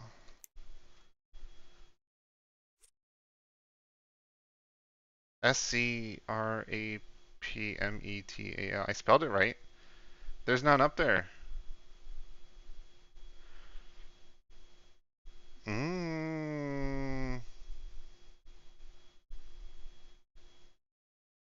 What if I sell it? How much do I have? 4.83? Sure, let's try to sell it. We'll let them do a buyout, but I'll double it. Well, that's markup is 4,000. 4,000%. I know one's gonna fucking buy that. We'll just cancel. If it's at 500%, that's not gonna be worthwhile. No one's gonna fucking buy one. Never mind. I'm not gonna bother. Oh wait. Wanna hop in well, like I said, I'm gonna call it. It's 12:30. It's midnight. Yeah, I know there's auction fees. I don't think one is worth it. I'll just wait. I threw up one tail, just out of curiosity. I'll see if that sells or not, but it's not a big deal if it doesn't. Yeah, I think I'm gonna call it a night though. It's 12:30. I need to get some sleep. That way I can wake up at 7, maybe 6 o'clock, and hopefully have a video made and done by noon. I hope that'll give me 4 hours to skim through. I don't know what to call it because obviously I didn't. Technically it's not day 15 if I was to stick with the similar process because I haven't been regularly recording anymore. I could call it day 15 and just have the intro be like, so I missed a few days, but da da da da. But yeah, I'm gonna call it here. And I'll see you later, man. I'll type. Well, I'll try to get it done. No guarantees, okay? I'm not very quick with editing, and I try to make a script. I'll make it 2 or 3 different times before I'm happy with it, and it still comes out mediocre. Oh goodness me. So since I am recording this one, because I'm back on the grind, I am recording this one. I'm gonna wait for the log off thing to go down to 0 so I can have the outro. I could title it Mentor Introduction. Well, that would break from the series that I've been doing. I don't know if I told you, but I was telling the other guy that the whole intent of me doing the videos, because obviously I have the live stream playlist, right? And then I have the video playlist. And I know the first video, right? Entropia Day 1 kind of goes over it. Where it's supposed to, like, keep me focused on the game, because I have a very short attention span. Not necessarily. I burn out. I burn out on games like after like playing for 2 or 3 weeks. So the whole reason for me doing the videos in the first place was so that I could stay committed to the game, I think. So it was supposed to be like a documentary, not documentary, but document my day-to-day playtime just to keep me focused so that I don't burn out. But I burnt out video editing. So, you know. All right, I'm out. I'm off. I'll probably call it day 15 or something similar. I don't think it's a big deal. I don't think anyone's going to be criticizing me for skipping days. I'll see you later. Bye-bye. Bye-bye.